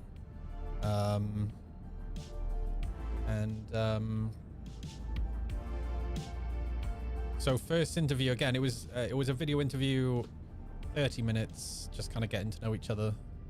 But in the job description, what they were looking for was somebody just to manage their existing WordPress website, like, you know, keep products up to date and stuff like that. Run their eBay, run their social media. But in the video interview, he asked if I'd taken a look at the website, and I was like, yeah, I spent quite a few hours going through it. And I've got 4 pages of notes. So he was like, okay, tell me what you think. And then I kind of sat there for a second. I think he saw a look on my face. He was like, be honest.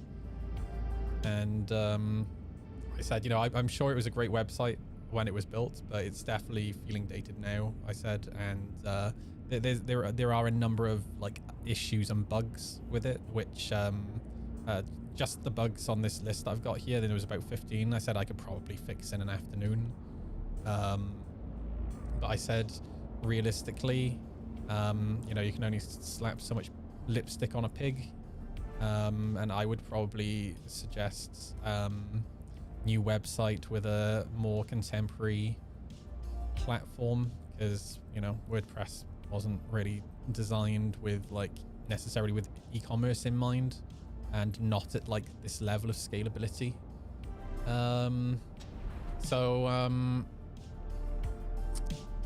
So yeah, he was like, can you come in for a coffee tomorrow? I was like, yeah, no problem. I still like suited up, even though I rode there on the motorbike. I slapped all my stuff into the boxes and, you know, put my shoes on before I walked in.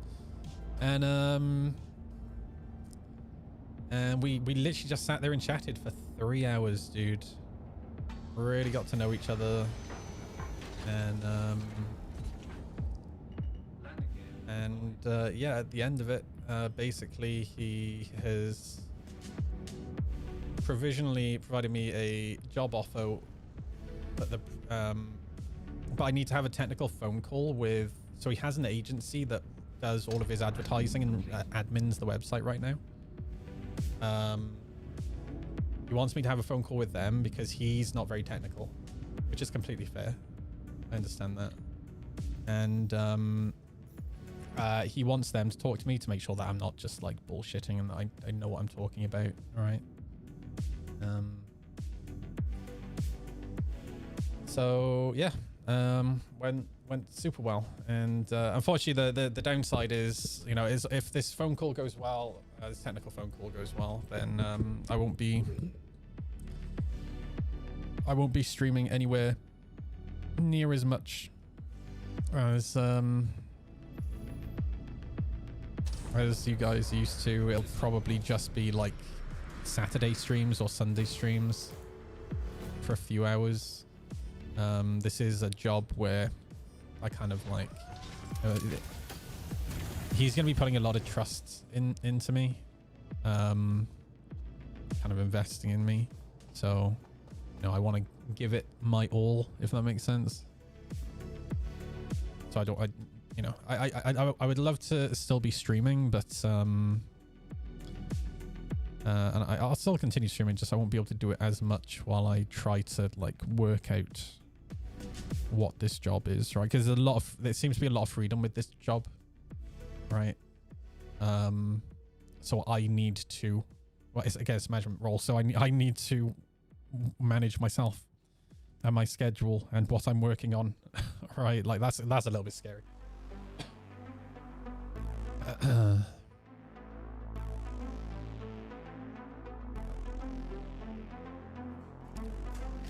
Nice. Yeah, and like the streams that I do, I gotta work out if I want to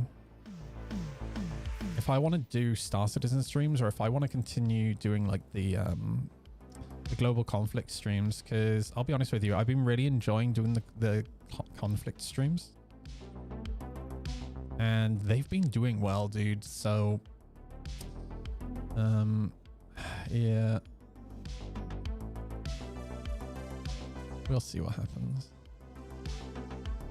Again, there's a lot of flexibility, and then something that like he said, how much when do you think you could start? And I said, well, you know, if you could give me a week, I said, because yeah, I've been streaming for, you know, I've been doing this for 8 years and I've got a community, I said, and it would absolutely suck if I just suddenly disappeared one day. So I'd like to have at least a week to kind of wind it down, you know. And he said, well, if you want, you know, you can always leave early. And I was like, I definitely want to try and like, I'd rather try and wind it down. Yeah, we'll see what happens. We should. I'll know in once I've had this phone call. It's going to be in a few days. I'll kind of know where I stand a little bit better. I'll be honest, with global conflict, I doubt you'll run out of material anytime soon. And even yeah, there's that. And like, even if it's not global conflict, like there's still like, there's always political stuff, right? So, and I genuinely like talking about it and covering it, because the thing is, those streams, it's literally just me going through my different feeds, right? And talking about what I'm thinking about. And if I wasn't doing it on stream, I'd be doing it on my own anyway, right? Maybe not talking to myself, but it's nice. It's nice hearing people's feedback when I talk about that kind of stuff as well, because it makes me feel a little less crazy when I come up with some really weird theories sometimes.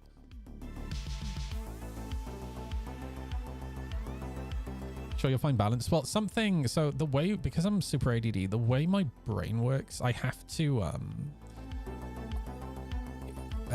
professionally, I live out of note taking. I'm a prolific note taker, and calendars, like schedules. I have to schedule everything. And if I'm in a meeting with you, you'll notice I'm scribbling shit down constantly. So yeah, I'll definitely work out the balance. And like I said, like initially I'm going to push to just concentrate on one thing at a time. What I would really, really like is if I can get them to a point where they could afford like a second. If I can get them to a point where they could afford a second person, then you have one person managing product listings on the website, eBay, Amazon, and then somebody else just dedicated to social media. Like that would be my dream. I need to be able to get them to that point.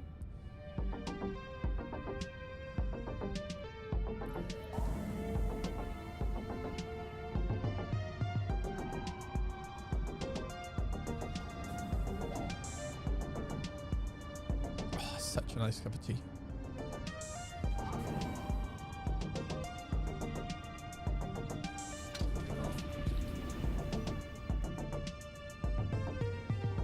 Whoops. And this thing's long, bro. Right, microtech. I'm gonna go buy some deadbolts because I want to see how the deadbolts are doing.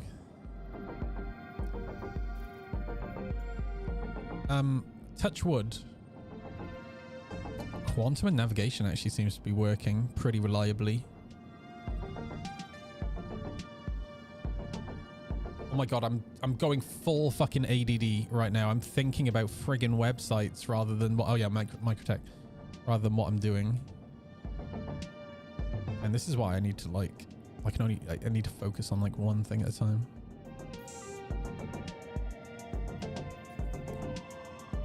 It's been so friggin' enveloped on web stuff last like week.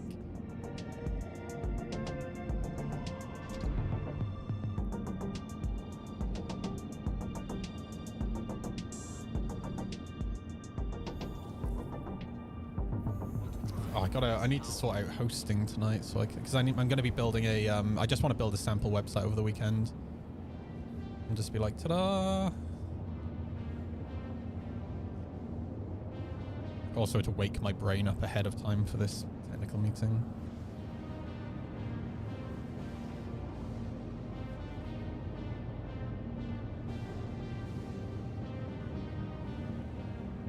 I had problems with navigating to Rabs yesterday for missions until I clicked on the mission on the map, and when the map stopped moving on the center of the screen, so it selected the Rab itself. Oh, interesting.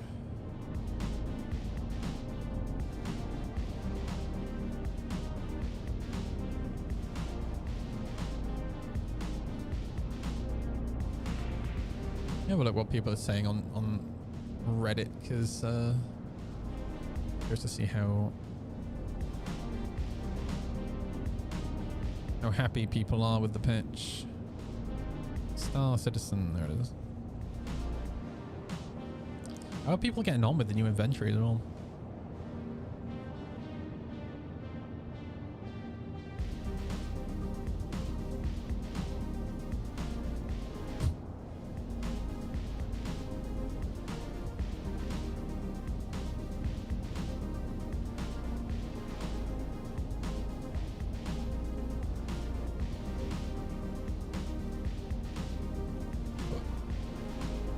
I'm so confused, dude. I don't get it.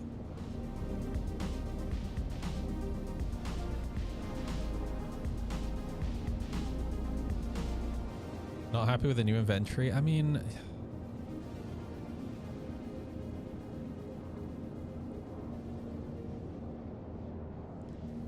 the search is nice, right? The search is nice. Hey, Whacker, how you doing, dude?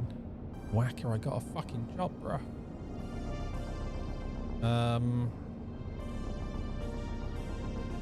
But it does feel like it feels. I don't like what's happening on the left. It's like I find it really confusing and really weird. Maybe I just need to get used to it. It's just the performance, right? Like until the performance is better, it's just gonna kind of feel like old inventory.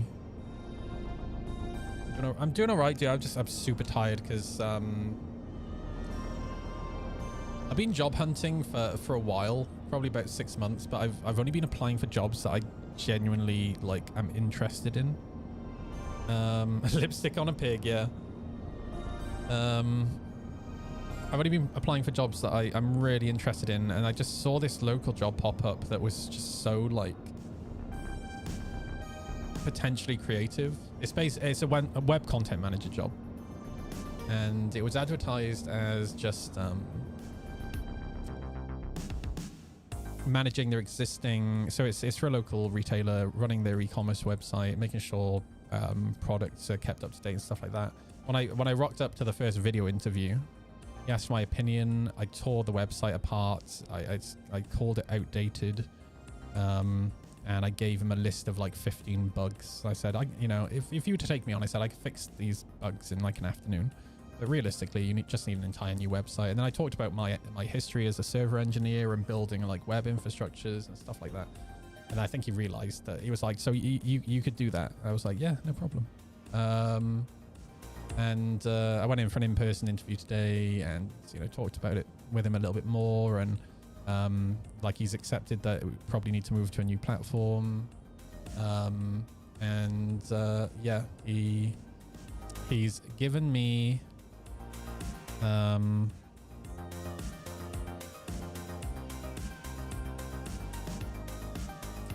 he gave me an offer with a proviso that I need to I'm gonna have a phone call with the agency that currently admin the website for him and originally built the website like 6 years ago, just so, because he's not very technically minded, which is completely understandable, right? He needs to make sure I'm not bullshitting, and as long as everything goes right in that interview, then the job is mine. And I'm so excited, dude, because like I've been self-employed, been sat at home for 8 years. Despite talking to people every day, it gets lonely, right? And he's so like chill, and he's given me the choice. You know, I can work from home, I can work from either of the offices. Both offices are pretty close. One in my city, and there's one like 30 minutes away. There's a slightly bigger office. But it just seems like such a nice company to work for, and just that opportunity to be creative. And it's not just the website, but they want me to help with social media as well, because there's almost no, so they're paying a fair bit for Google ads every month, but they're not really utilizing their social media very well. So I already, the type of retailer it is, it's not one that you would think you could create social media content about, but I've already written a 6-page social media plan, because you know, I like to be prepared when I go into interviews. So I have a good idea of how to create content for this business, but I need to this is where my autistic ADD brain kicks in. I have to organize myself, so I have to break it down into individual projects. So I need to fix current website, build new website, launch new website, potentially think about branding, doing a rebrand, only a slight rebrand in the future, just to like, because the brand itself is maybe, I didn't talk to him about this because I didn't want to offend him, but it's just I'd say like the branding is a couple of years out of date now. Like we're talking about like stroked borders around font, right? Which is, you know, if you look at branding in this day and age, you tend not to have stroke around font and stuff like that. So yeah, we'll see what happens. And then social media though is gonna, like, I said to him today, really the website is the easy bit for me. I can knock that out pretty easy. The more difficult bit will be social media, because anybody who really works in social media or plans social media content or is a content creator will understand that every platform is different. You create different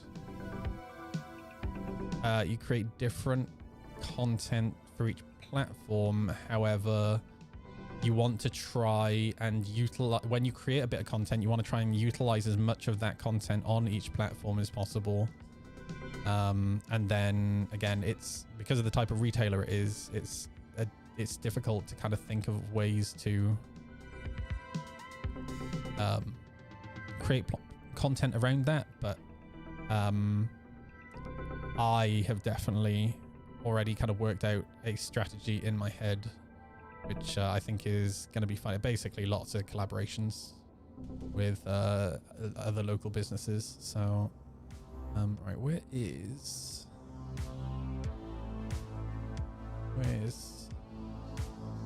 the city?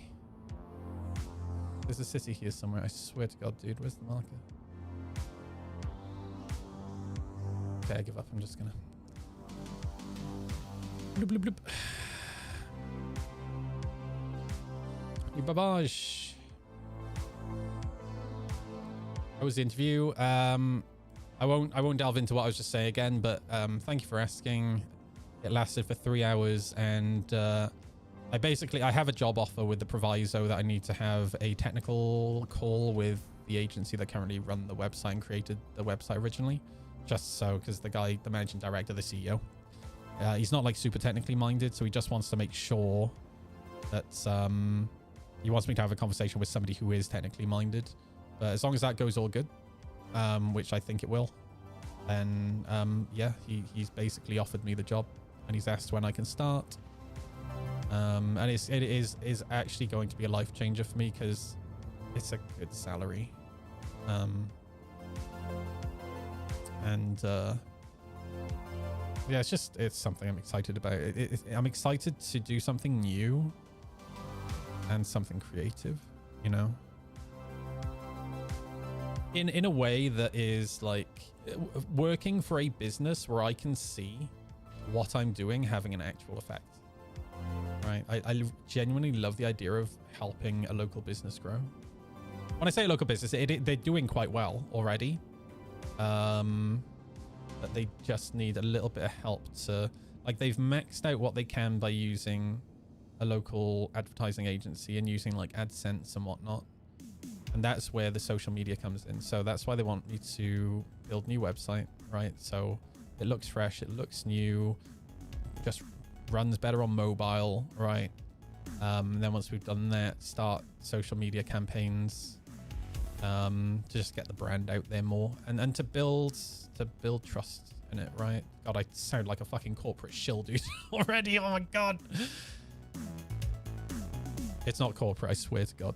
So I'm not, I will say, until I'm done with the technical phone call, I'm trying not to get too excited because I might absolutely fuck it up, dude. I hope not, but yeah, we'll see what happens. I can't think of anything they would ask me that I wouldn't be able to answer.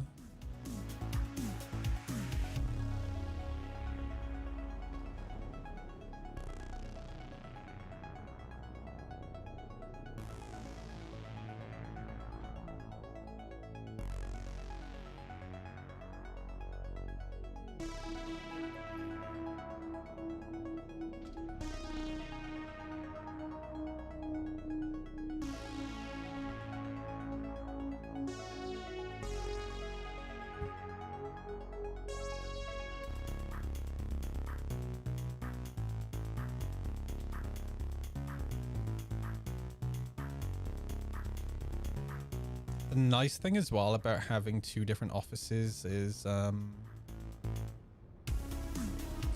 terms of backup solutions, I can have two off-site backup solutions. So I can have a backup at a data center and then a backup at each of the offices, which is gonna be pretty sick. See, this is the way my brain works. This is exactly my ADD brain. Now my brain's just like, oh, I could do this, I could do this, I could do this. Lexi's in hospital with her foot this evening, tomorrow. Oh, shit. Okay. No worries, dude. Still be free, though? All right. It's supposed to be okay weather tomorrow as well. That sucks, dude. Oh, we can still take Jack to go look at some bikes.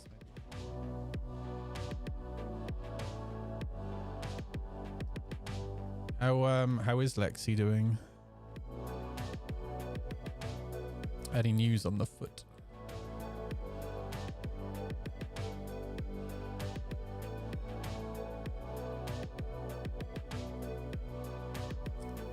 Matt Free, you know what? I will message her. Oh, let me store this. Yeah, I'll drop her a message. So she's free. Yeah, I'm so tired, man. I've had like a really pretty hectic few days. I'm not used to all this work, dude. I need to build my stamina back up. XC is generally keeping well, but they don't like how the numbness is progressing, so keeping her in for checks. Oh, shit. Thank you, dude. I really hope I don't fuck up this technical phone call that I've got with this agency. Should be like I said a few minutes ago, I can't think of any question that they'd ask I wouldn't be able to answer. Oops. Super excited, dude. Super excited. Because I'll be able to help Jack out. Get the bike sorted. And just not be stressing out about money constantly.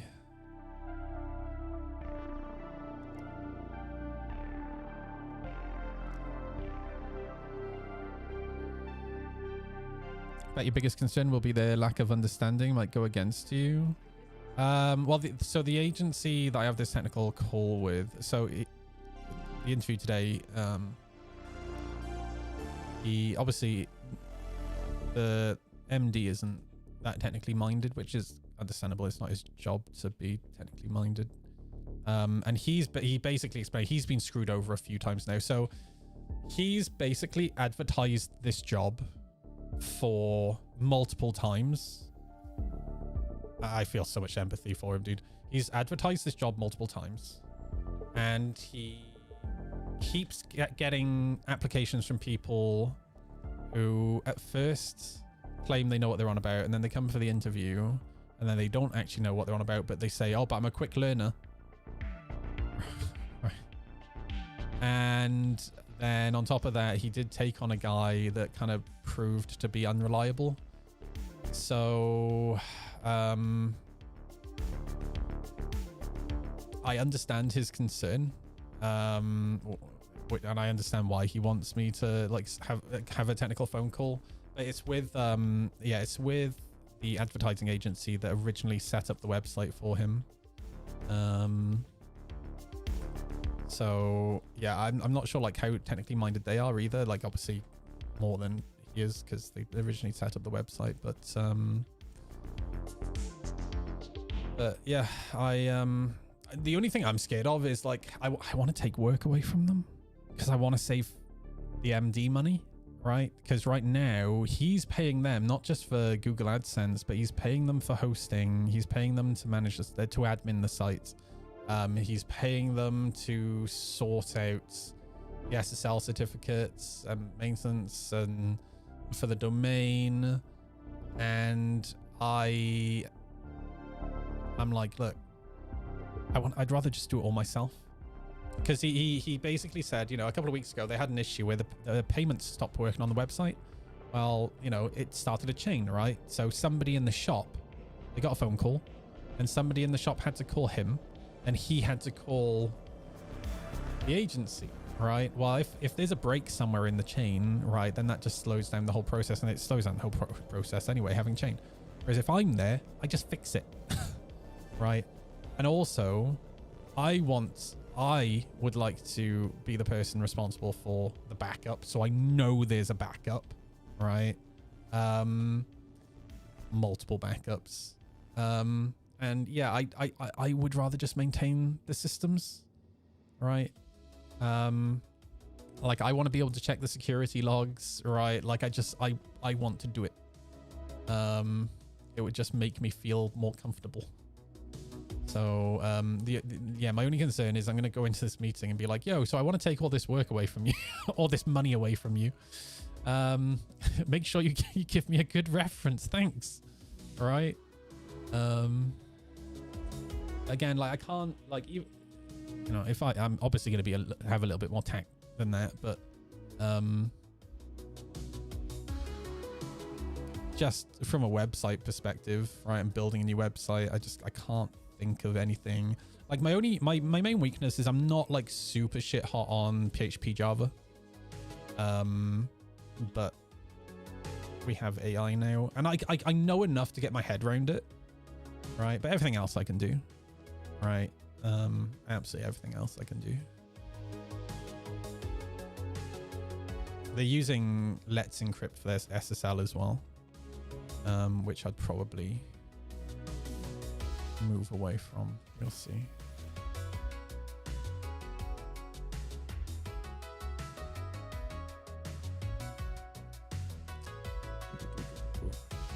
And the screen doesn't work, obviously.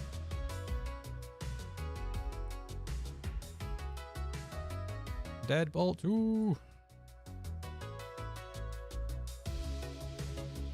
I mean, going bike shopping soon. So, like, it depends. Obviously, it depends, but I think my focus would be, I want to try and my first paycheck, I just want to get stuff paid off. The second paycheck, again, that's if everything goes okay with this school, I want to get Jack sorted. But then once Jack is sorted, then I have a decision to make, because do I get the DRZ 400 or do I get the R1? I think it's probably going to be the DRZ. I need to look at insurance first, because I have a funny feeling the DRZ is going to be most expensive on insurance, because it's a dual sport, which is crazy to me. It'd probably be more expensive than an R1, which can do 180 miles per hour. I've shown you the bike that I want Jack to get, right? Because it's a nice little bike. But yeah, definitely want to get Jack sorted. There's not that many of them around, though. That's the crazy thing. Like the closest one for sale that's not like crazy price is like 40 miles away. So, oh, hang on, I'll show it to you. I'll find a video. Hang on.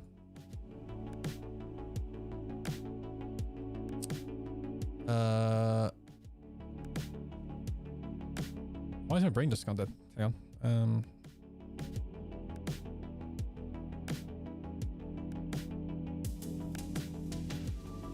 Because I'm thinking about website stuff. Oh yeah, Zonti's G1. So Zonta's G1.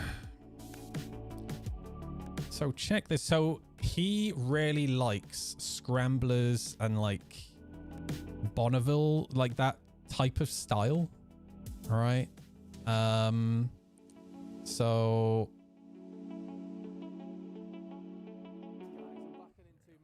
Warrington, and today skip a bit. Look at this. 5'8" with 29-inch inseam. It does look, dude, this was the 125 that Scrambled had, just by pure coincidence. But like, what I like about it, sounds nice. For a 125, it actually sounds nice. Doesn't go very quick. It's like, it tops out like 60. But it's got spoked wheels, right, which is way better for potholes than cast wheels. But it's tubeless spoked wheels, dude. So you can pick one of these up for like 2,000, 2,200 thereabouts, with tubeless spoked wheels. Has ABS and traction control, and then you got these crash bars on the side as well. It's so, and for the handlebars, it's such a good bike for somebody who's never ridden before, you know. But it looks good, doesn't it, dude? So if I can fit on it, and the headlight on it is really good as well, apparently. Just bear in mind, this guy is a little bit bigger, right? Like, it's something. Jack is tiny. He doesn't weigh anything, so like this bike is gonna zoom with him on. I nagged him last night because he doesn't have his provisional yet. So this payday, it's a bit of a pain because we need to get a birth certificate. So this payday, I got to take him to the registrar to try and get a birth certificate sorted. And once we've got the birth certificate sorted, we then need to, I think, get a letter from his employer or something to be able to try and get the provisional sorted. We might have to go to the post office. It's not a bad size bike. Like obviously I would be squatting on it a little bit. A But, bit when we're on the national speed limit roads. There is a bit of but yeah, it's a good size for reflection 125. coming from the screen. It's not particularly bright today, but I can see myself. I can see my initial ride of a standing start, getting up to normal road speeds. Yeah, I'm liking it so far. But yeah, mainly he wants something just for getting backwards and forwards. Because with him not having any way to travel, he's restricted to working in the city centre, which really limits his job opportunities, right? So by having a bike, he'll be able to get something a little bit further out that's a little bit more money, which will really help him.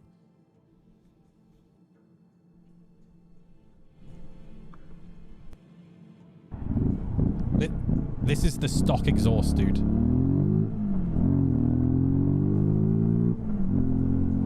Although he has beefed up the bass on the video. But it sounds nice.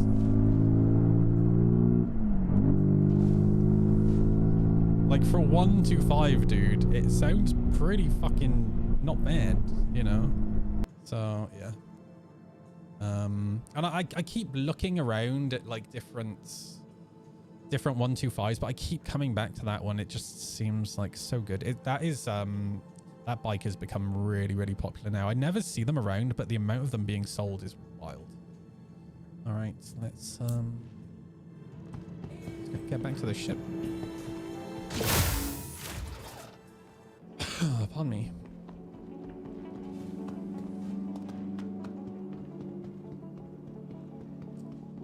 One 2.5 single cylinder has a nice sound to it. I see. Yeah, it's one cylinder, single cylinder.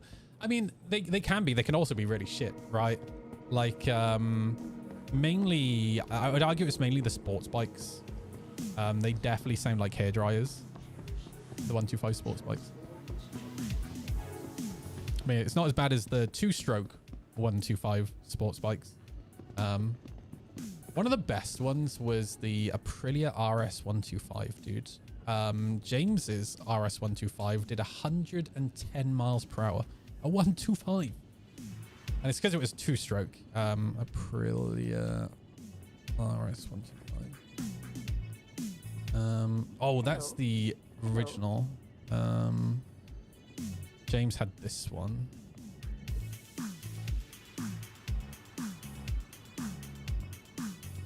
Oh, that's 2022. So that's, hang on, 2-stroke.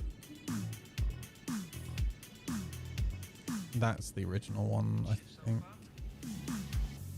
Yeah, this is one James had. Well, James still has it, actually. It's sat in his garden, rotting.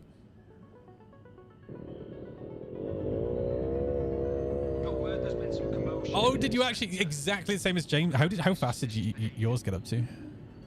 Yeah, but he went through 4 engine rebuilds was the only thing.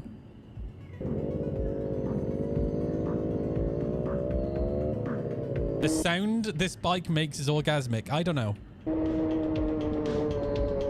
Actually, yeah, it's not bad. For 125, once it's going, it's not too bad.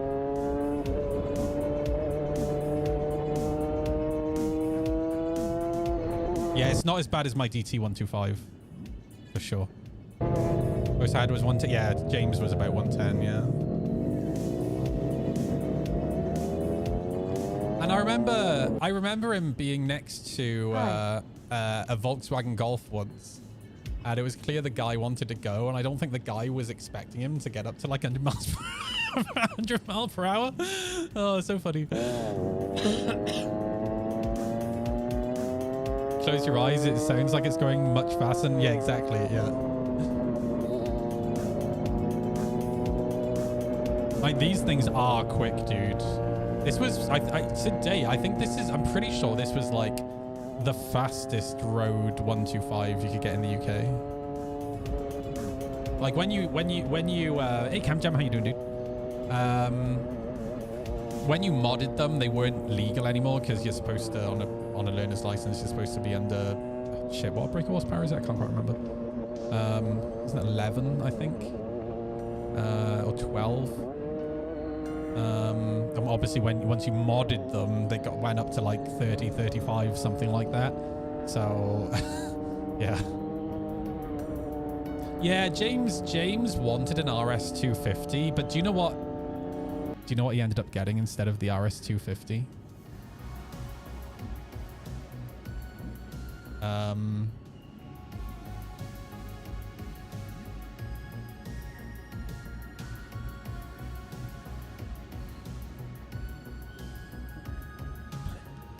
Oh yeah, dude.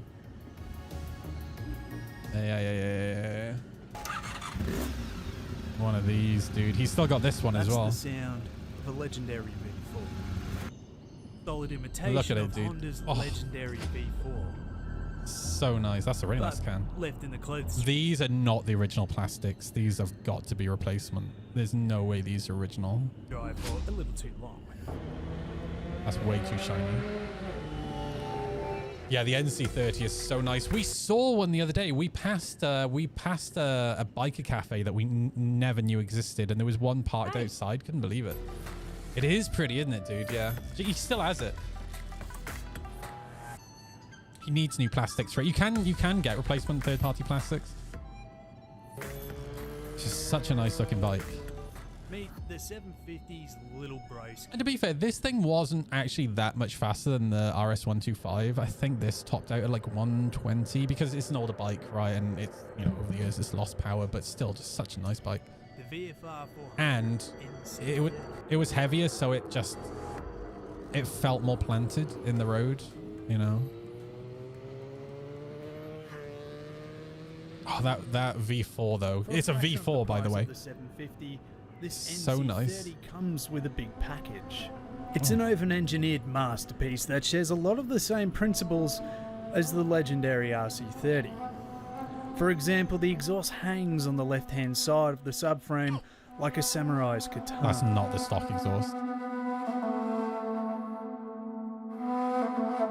An exposed 18-inch rear rim is held on by a single-sided God, look at swing those arm, pipes, that's really making nice. the drive chain a simple task to service. And of course, the colour scheme.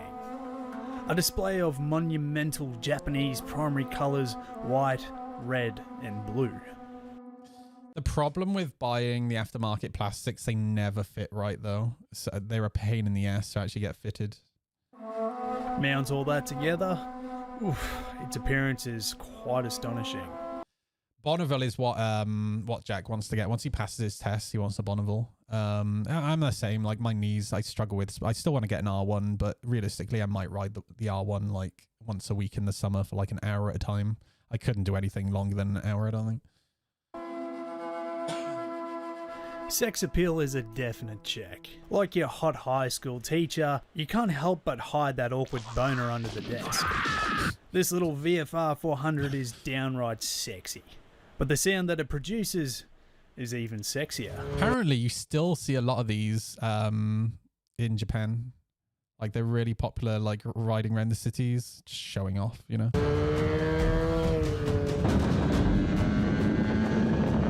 Listen to that, dude.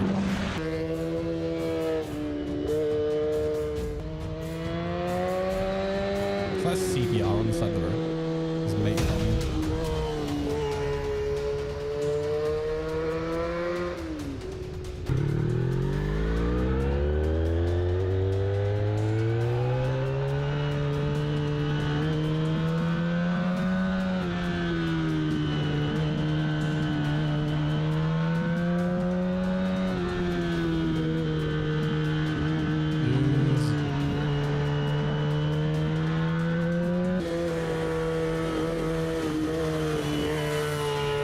It sounds so good, dude, yeah. 4 camshafts, 2 gear trains, 1 crank. Gear-driven cams. That synchronized, iconic whining tune from the cam-driven gears just adds that extra icing on the cake. It honestly brings more orgasms to my ear holes than an audiobook on Kama Sutra by Sean Connery. Oh, shit. It may seem annoying to some, but Dude, ironic book on Kama Sutra. I don't really ever remember seeing one of these when I was younger. Like maybe I did, but I don't. I think at the time it just wasn't a bike that really stuck out to me. by Sean Connery. It may seem annoying to some, but ironically, heavily reliable. Over time, valve and ignition timing won't change because Do my valves. there is no chain to be stretched. Gears won't be skipping beats, and pistons won't be smacking heads and shitting out valves like the old stretched timing chain would. Hell, if I was a chain smoker, that engine has a better chance of outliving me. See, that's like your engine in the phaser, Anthony. Like, they're so hard to destroy. So how about that power delivery? From factory standard, this little pocket rocket produces 59 horsepower at 12,800 RPM and 39 Nm of torque at 10,000 RPM. It doesn't seem all that impressive, but it's enough power to get you charging through the hinterland. Pinning it down a 400 meter stretch, the VFR 400 will manage an impressive 12.6 seconds. Yeah, but the thing is, right, like, where do sports bike riders typically like to be riding? In twisties, right? So it's not like a long straight to me isn't necessarily that exciting, right? I'd rather be in the twisties, which is where a bike like this absolutely shines, right? Down a quarter mile and reaches peak levels of top speed just under 220 kilometers per hour. Pretty impressive stats for a little banging V4. But the gear ratio between first and second gear is far too stretched out for my liking. First gear doesn't run out of legs up until 110 kilometers per hour, which can be a bit of a pain in the ass switching through gears, attempting to maintain peak levels of capable power through the tight bends. That's going to be the weird thing. If I get an R1, will I ever get out of first gear? Because I'm pretty sure first gear in an R1 goes up to like 60, 70 miles per hour, something like that. What's the top? I think it might even be more than that. Top speed in first gear on... I can't type for shit. Yeah. Yamaha R1. 90 to 100. Dude, I'll never get out of first gear. But that's half the fun. Wringing its neck all the way to the top of the rev range. Speaking of bends, that's where this bike really starts to shine. It's so light. Coming up to the bend. You can literally flip from one side of the lean to the other in like no time because it doesn't weigh anything. At 80 kilometers an hour, 30k hairpin, I'm just gonna drop on in and drag my knee. It is that simple. You feel like Marc Marquez, to a degree, without the crashing part, hopefully. Too soon? So I'm just gonna get like so many dislikes now. Oh man, such a fun bike, dude. I used to, man. Back in the day, me and James were a proper little hooligan. Well, to be fair, me and James are still hooligans on the bikes. Just old men being hooligans. Hello, and welcome to New Babbage, capital city of microtech, where creative innovation Dude, and meets it's innovative friggin' creativity. Is friggin' where am I going? Spaceport. Is James's Africa Twin is closing on like 68,000 miles now, which is wild.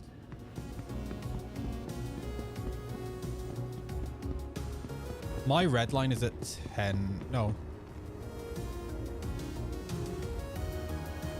My red line kicks in at 8. And then it like fully maxes out at 10.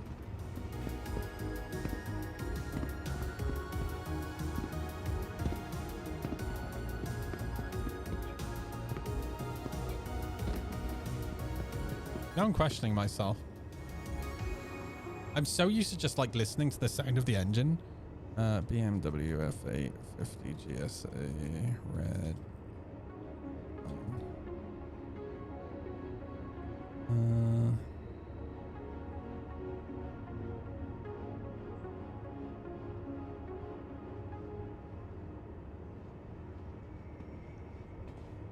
Pretty sure the red line is at 8.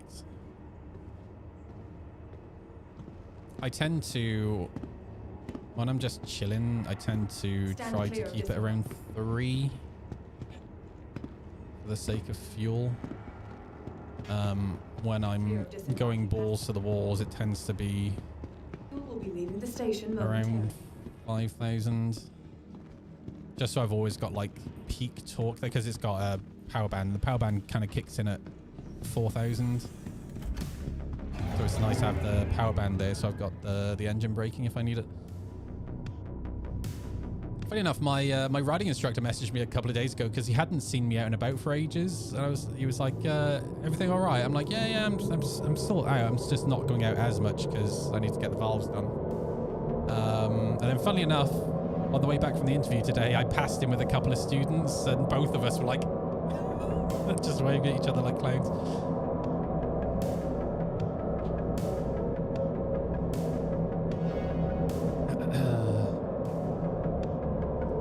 Yeah, that's the thing. Like, my bike is the fuel efficiency is amazing up until it's not. Like, if I keep it around like 3,000, it's super fuel efficient. And the thing is, it will continue pulling. It won't stall until like sub 2,000, obviously depending on the gear, right? But yeah, it's surprising because sometimes it sounds like it's going to stall and it doesn't. It just keeps pulling. Yeah, 3,000 is where like fuel efficiency is. I don't get deafened. Super, dude. You're gonna have to have a go on my bike, dude. Because we'll go to a car park or something. Because it's gonna be so different to what you're used to, but it's so easy to ride. Like, you'll realize that straight away. The Phaser is way more difficult to ride than my bike. If I fell off, I'd be dead. Dude, it has crash bars. Like, if you're just in a car, there's a pretty big car park here in Newport. It's an overflow for one of the Olympic velodrome. We can go there, and there's nothing you can crash into. Just do some loops, and if you drop it, like, it's just going to be a low speed drop, and there's a crash bar on it for a reason. Right. I'm planning to. Nice chatting with you. I'm going to be painting the crash bars soon anyway, so.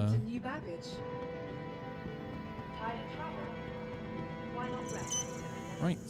Welcome to the ASOP Vehicle Retrieval System. You'll have to try mine. Dude, I've ridden your bike. Don't you remember? I took it around the block because you thought there was something wrong with it. And I was like, oh, I don't know. Maybe I'm not sure if this bike is just supposed to be this janky. Your vehicle has been delivered to the following location. God, I got James's bike in the other day, and his clutch is not far off needing replacing. Like, his clutch is all the way out. It doesn't feel, and there's not much feathering left in there, if that makes sense, right? It's a little janky. I mean, 68,000 miles, right? It's the original clutch.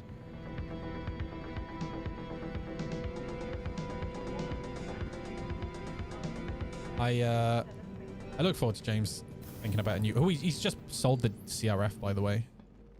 So that's finally gone. He's a bit gutted he had to sell it, but the insurance prices for dual sports are just so dumb. Right point, like, yeah. It's literally, you pull the clutch in, and then you feel the bite point, right? And like it feels like a digital clutch. It's either on or it's off. Like, it's really hard to feather, which he's obviously just used to it, right? Mine is there's a good like 3 inches of feathering in my clutch. It's super nice. But I asked him the other day what he would get once he needs a new bike, and he said he's probably going to get another Africa Twin, which is such a solid bike. Bear in mind, James's Africa Twin is the original Africa Twin, not the original. The original of the current design, right? So the first generation of the current design, aesthetically, that we have of the Africa Twin, not the original Africa Twin with the round headlights. Dude, I need drinks. Are there drinks at the... So the problem with it being like the original is that it came with all of the issues, right? Which now they've worked out what those issues were, and the newer generation of that model are much better. But yeah, he's had to have a lot replaced on it. Can I get drinks here anywhere? Remember, your belongings belong to you. Keep a careful watch on all personal items. Oh, we're good, dude. Let's go. Well, thanks for listening. I hope you enjoy your time in New Baggage. Boys, I might have to go have a nap. I'm so tired, dude. I've done so much work over the last few days. I think you're going to Like, look at my eyes. Do I? Actually, I don't look that tired. Do I look tired? I can't tell. Hello. I'm so and fucking welcome tired, to though. New Babbage, capital Holy city shit. of Microtech. Hey there. Where creative innovation meets innovative creativity. Wow. New inventory, dude. Let's Your go. belongings belong to you. Keep a careful watch. One clutch is also a million times more refined than the old shit. Yeah, I need to service the bike because I've just ordered a new oil filter, which should hopefully be here in a day or two. Hopefully. And I just need to get a liter of oil because I'm pretty sure I have a 4-liter box. I don't think I have enough in there, but I think if I just have another liter, I should be good. Where are my drinks? Oh, it's set to armor. Why is it set to armor? Here we go.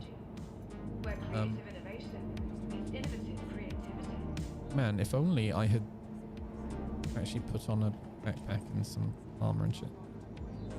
How's life been treating you? Be sure to explore all New Babbage has to offer.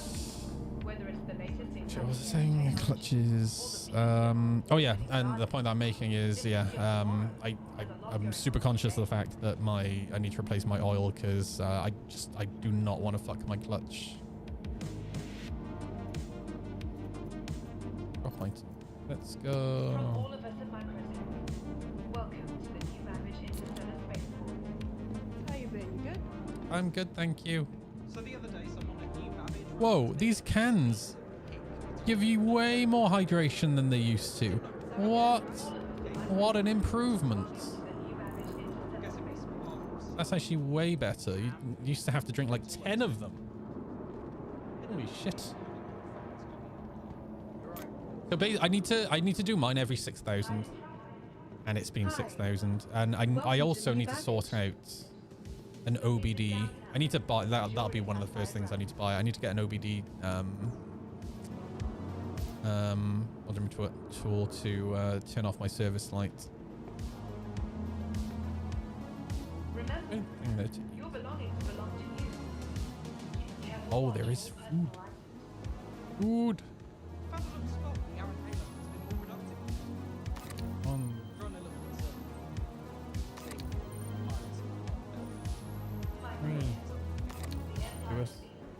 Pico. Giant. You should be able to buy the giant Pico. I'm sorry.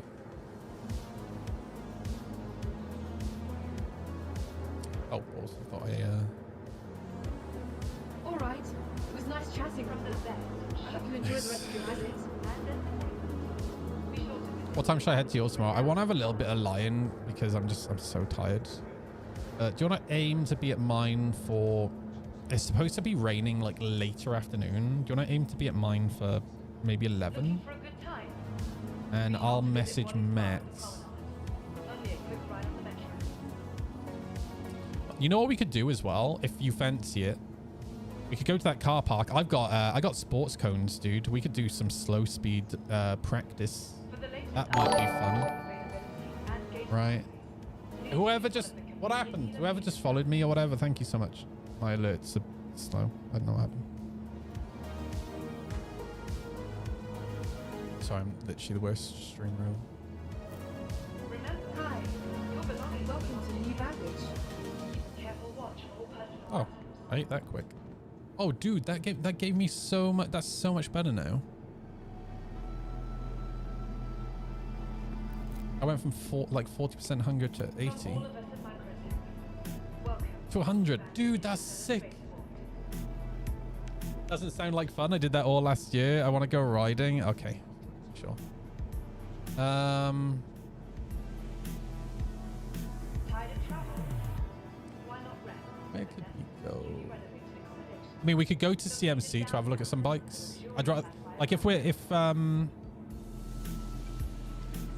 don't really need to go to Bristol, and quite frankly, Bristol's just not that fun to ride to and in.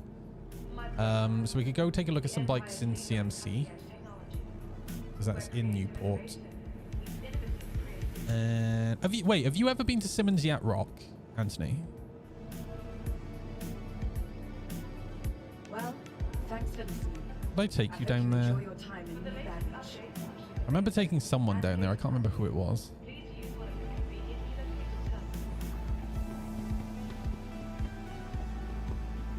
Yeah, it's not necessarily the nicest, like, most exciting ride, but it's friggin' nice once you're there.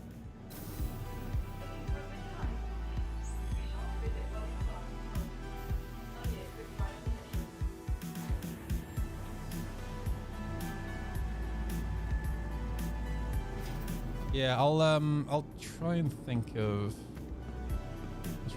somewhere, because there is some nice riding out here.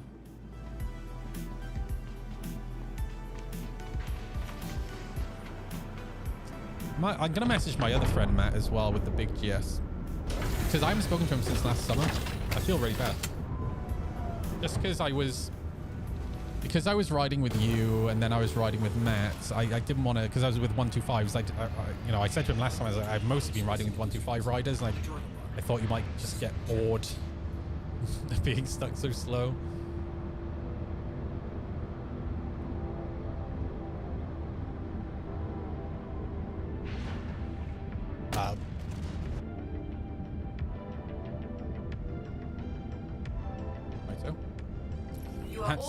Usk is really nice. I'm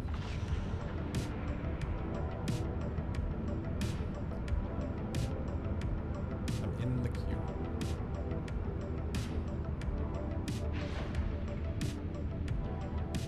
Yeah, but look at Google Maps.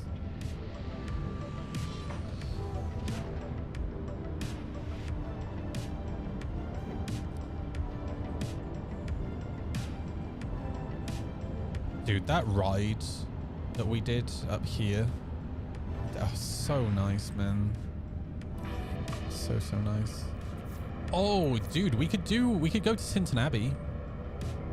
There's a little cafe there, and the ride is nice. You got to be careful because there are speed cameras, but it's a nice road.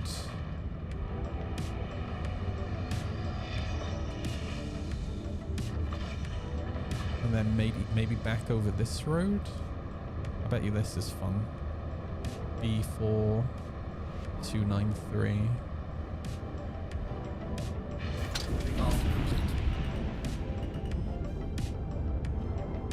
Dude, check this out. The new Aurora, dude. This is a starter ship. It's chic. Thank you for visiting New Babbage, the proud home of microtech.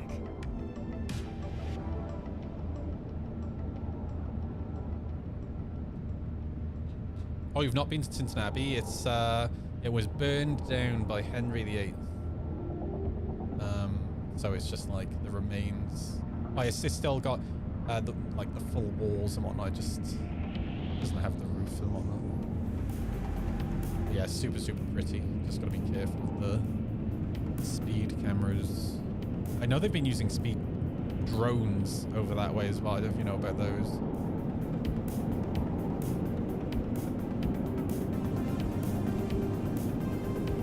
Getting to that era now where they're using the technology to catch us. Oh shoot, do I have fuel? Oh yeah.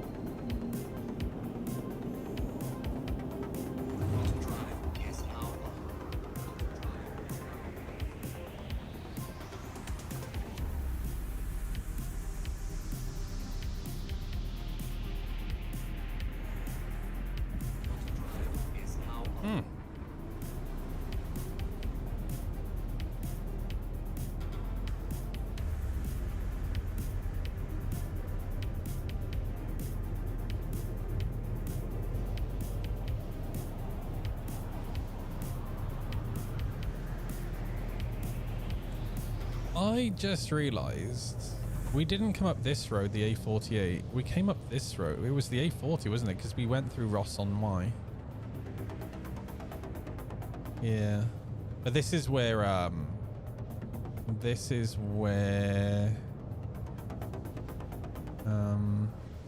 is one of the places I'd love to live, by the way, in the Y Valley. It's so beautiful. But yeah, this is where Simmons Yet Rock is, like here somewhere.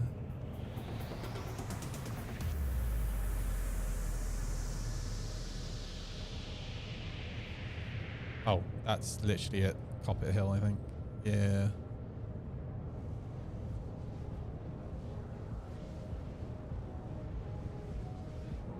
Oh, yeah, rock. There we go. So stunning. Look at this. Look at these views, dude. And I was there towards the end of last summer.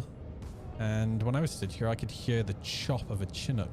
And I looked behind and I saw two Chinooks just go whoosh along there. And then they came, they were basically navigating using the river. And they flew all the way around. And they were below me as well. And then they came down here below me and flew all the way around up the river and then flew off into the distance. It was so crazy, dude. And I got it on GoPro as well. But because of the wide angle lens of the GoPro, you can't really see the Chinooks. It sucks. Yeah, I'd love to live over here. There's a few places in the UK I'd like to live, and this is one of them.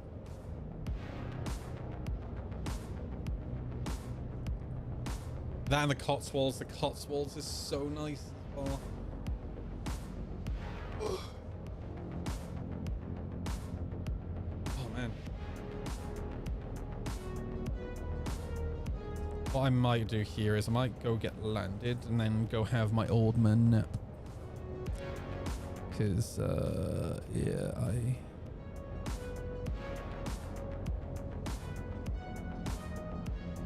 definitely struggling a little bit. I also don't want to be super tired tomorrow if we're going for a ride.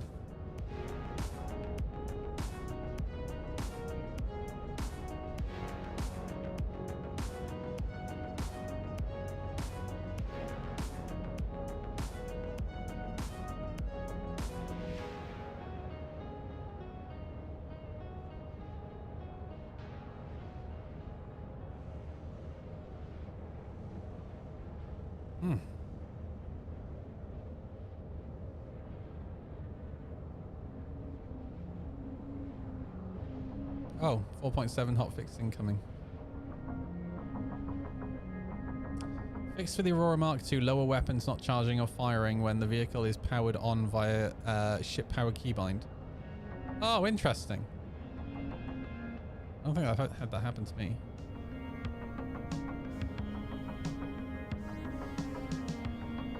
Get a load of air traffic over Herefordshire lately. Apparently they're doing defense of the UK exercises. I'm not surprised. Hey, G-Sharp, how you doing, dude? You're up, bud? Yeah, things have been pretty wild recently. Like, you know what? I haven't even checked the news today.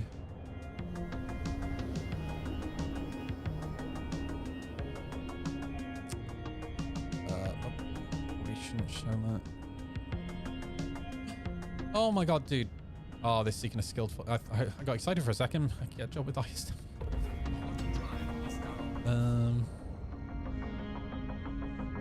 Rubio in Iran. We are very confident we are on the verge of achieving very soon. But Trump said America won the war.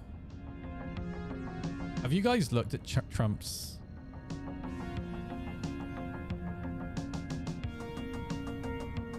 Let's look at Trump's approval rate. Bear in mind, this is from the New York Times, right? So this comprises like a whole bunch of different 56% disapprove. Like, bro. Wild.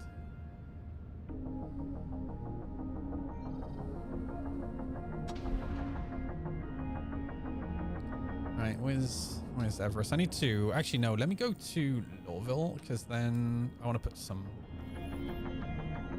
armor on now, because if I don't, I'll probably forget next time I log in again.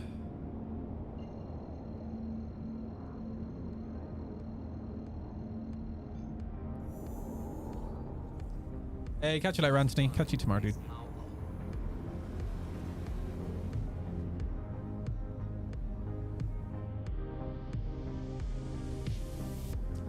Oh boy, the Houthis are releasing an important statement. So basically the Houthis are getting involved. So now the Red Sea is going to be blocked off as well.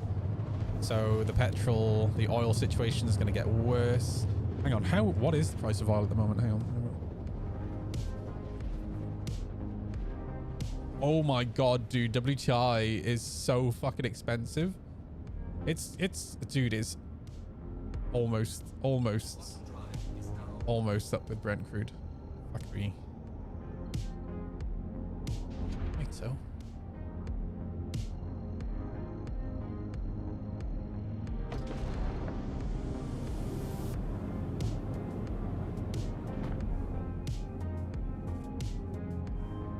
The first day that America attacked Iran, this guy came into chat and he was like, man, I'm glad I'm American so I don't get affected by the oil. And I was like, bro, that's not how simple economics works. And he was adamant that the price of fuel in America wasn't going to be affected. I was like, that's not, America is still affected by global prices. And here we are. American oil is more expensive than Brent. Well, almost more expensive than Brent.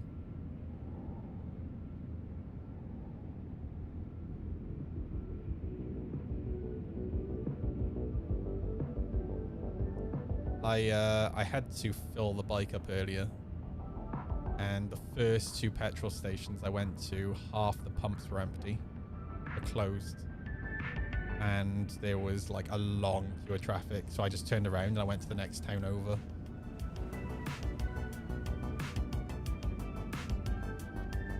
Every country that's part of the world economy is affected. Exactly. It's so simple, man. It's like high school economics, right? It's supply and demand. If you understand how supply and demand works, right, you will understand that generally, like, why would an American oil, like, fuel company sell their fuel cheaper to an American when they can sell it for more to a European, for example, right? Like, they're not charities. They exist to make money, right? Now, one of the things that China's done and multiple countries have done now is they have, they've actually banned the export of fuel. So I wouldn't be surprised if, I was about to say, I wouldn't be surprised if America did that, but like, you know, Trump wants his friends to make money, right? So.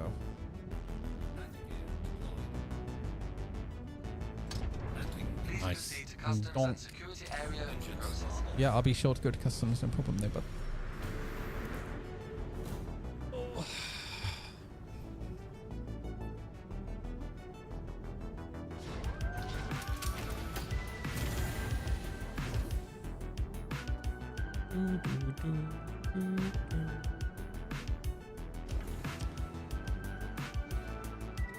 All right. Oh shit, let me put armor on. I almost forgot. Jeez. I'm so ADD. Let me store this as well real quick. Welcome to the ASOC vehicle retrieval system. Boop, boop. Store. I don't know what armor I want to chuck on.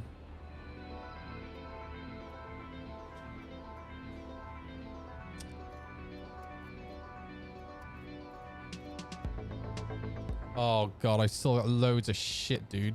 And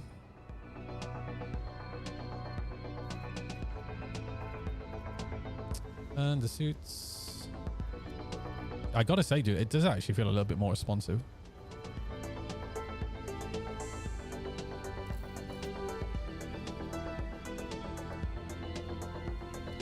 Oh, dude, it feels way quicker. What? It was not. It was not this quick to load. On PTU. Well, not the last time I checked. Oh, a little bit slower there.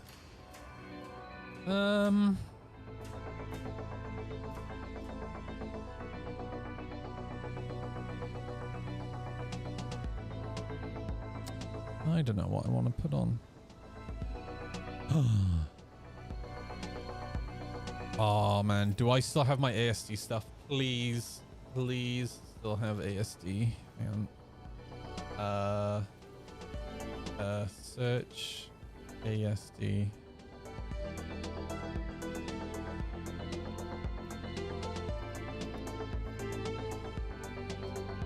I got, dude, this.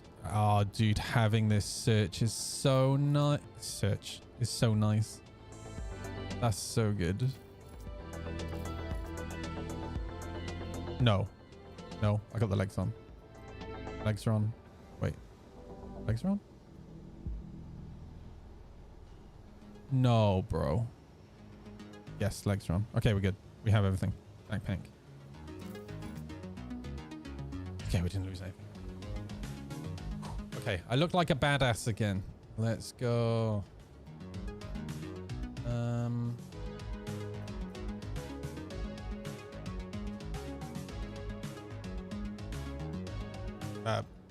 Well, that's confusing. That's personal backpack, local. Okay, that's just janky. How about guns, primary?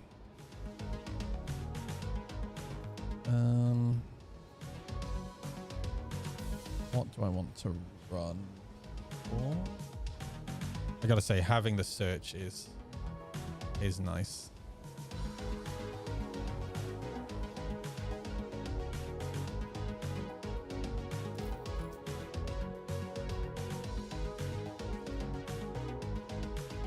Oh, did I lose?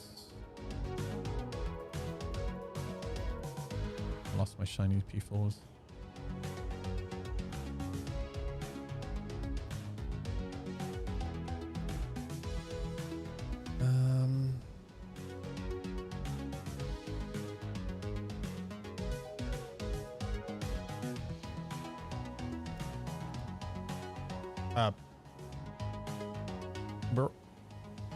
Where are all my attachments? Oh wait, is it still? Oh, I'll do it. Oh, this is definitely janky as heck, dude. There we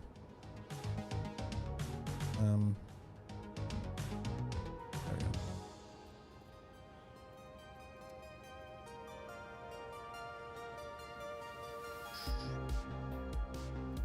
Oh boy. It's a low lights.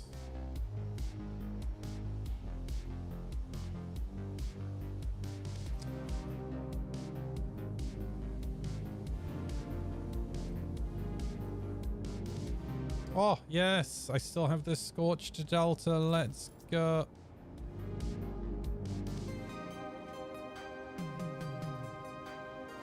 Okay, that was weird.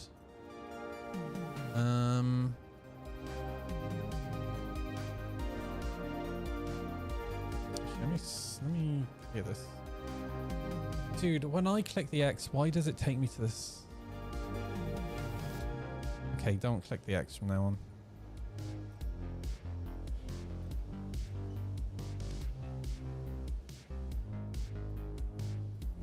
Clear filters. And just clear filters, like clear the search as well. Oh, so just click. Yeah, that's really annoying.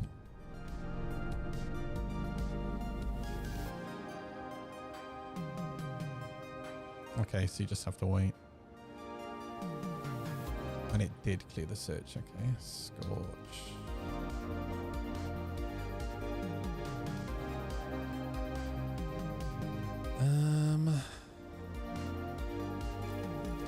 Nice. Okay.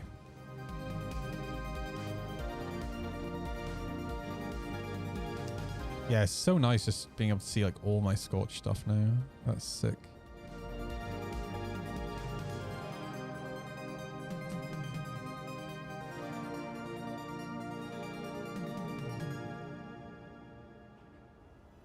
Man, if only I had a set of arms and then I'd actually be able to have a Scorched outfit. That'd be cool.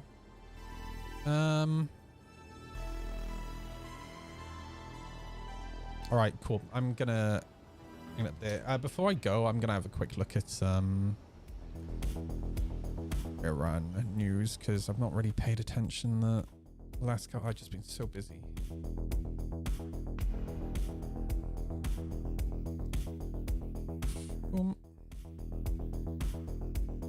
You guys want to see all my friggin' dashboards? I don't normally show this view when I'm streaming this stuff anymore. So my screen normally looks like this. Hop. Hey, spot in the world where the wars are happening right now. Iran, Russia, Ukraine. So many fires today.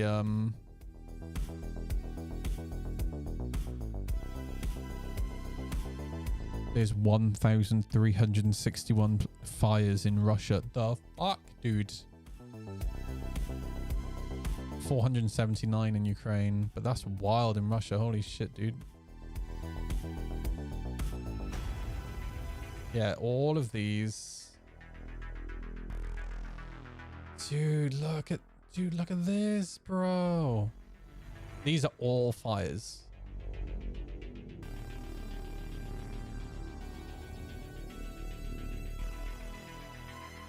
Bryansk is just getting absolutely hammered.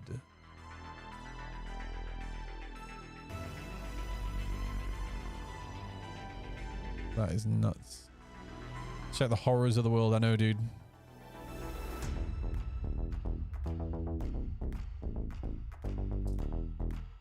No way. Satellite imagery has shown Iranian strikes have likely damaged or destroyed several US Air Force KC-135 refueling tankers at Prince Sultan Air Base in Saudi Arabia.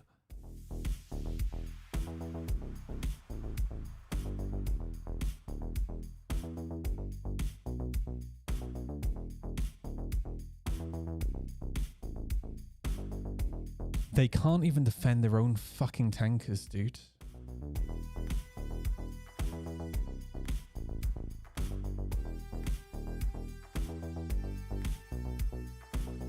Iran are doing a fucking Ukraine. It's wild. But they don't have the support of the Western world, right? They're just kind of doing it on their own. It's crazy. I think that's a fuck around and find out moment. They're definitely in the find out of the fuck around, dude.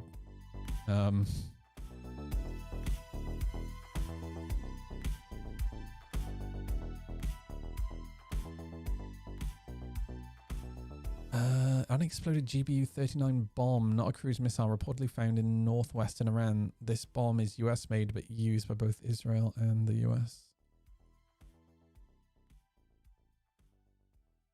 With shoes for scale. Let me tell you something. If I spotted something on the ground that looked like an unexploded bomb, I wouldn't be stood next to it. So another case, well, it said multiple, dude. So, you know, it could be 2, 3.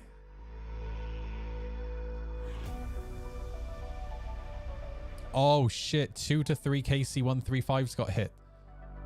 No shit, dude.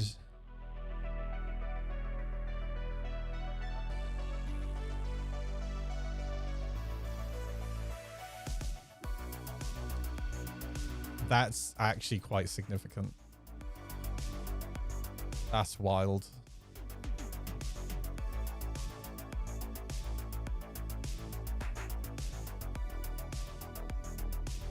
Holy shit.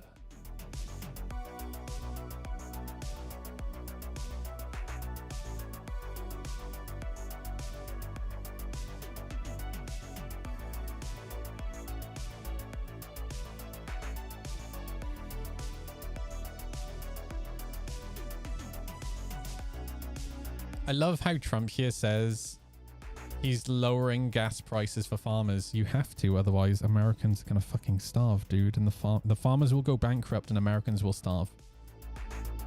That is where we're at now, right? Like think about this. This isn't just about America going to war, right? It's not like Iraq and Afghanistan. America is now at a point where farms potentially could go bankrupt. Yeah, it's refueling tankers on there. Farmers can go bankrupt and then Americans don't get food, right? And don't forget, like, America has just spent the last year shitting on the rest of the world. So the rest of the world ain't gonna fucking help.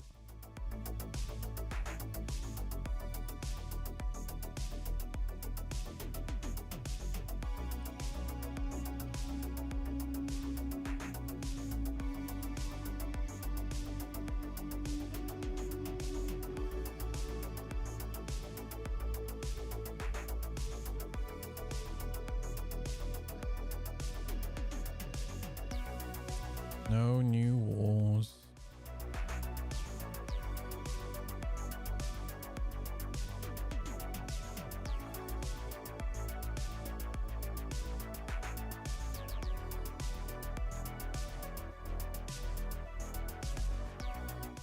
I need to listen to this a second. Sorry. Hang on. Let me update. Hey, those of you watching on YouTube, catch you later.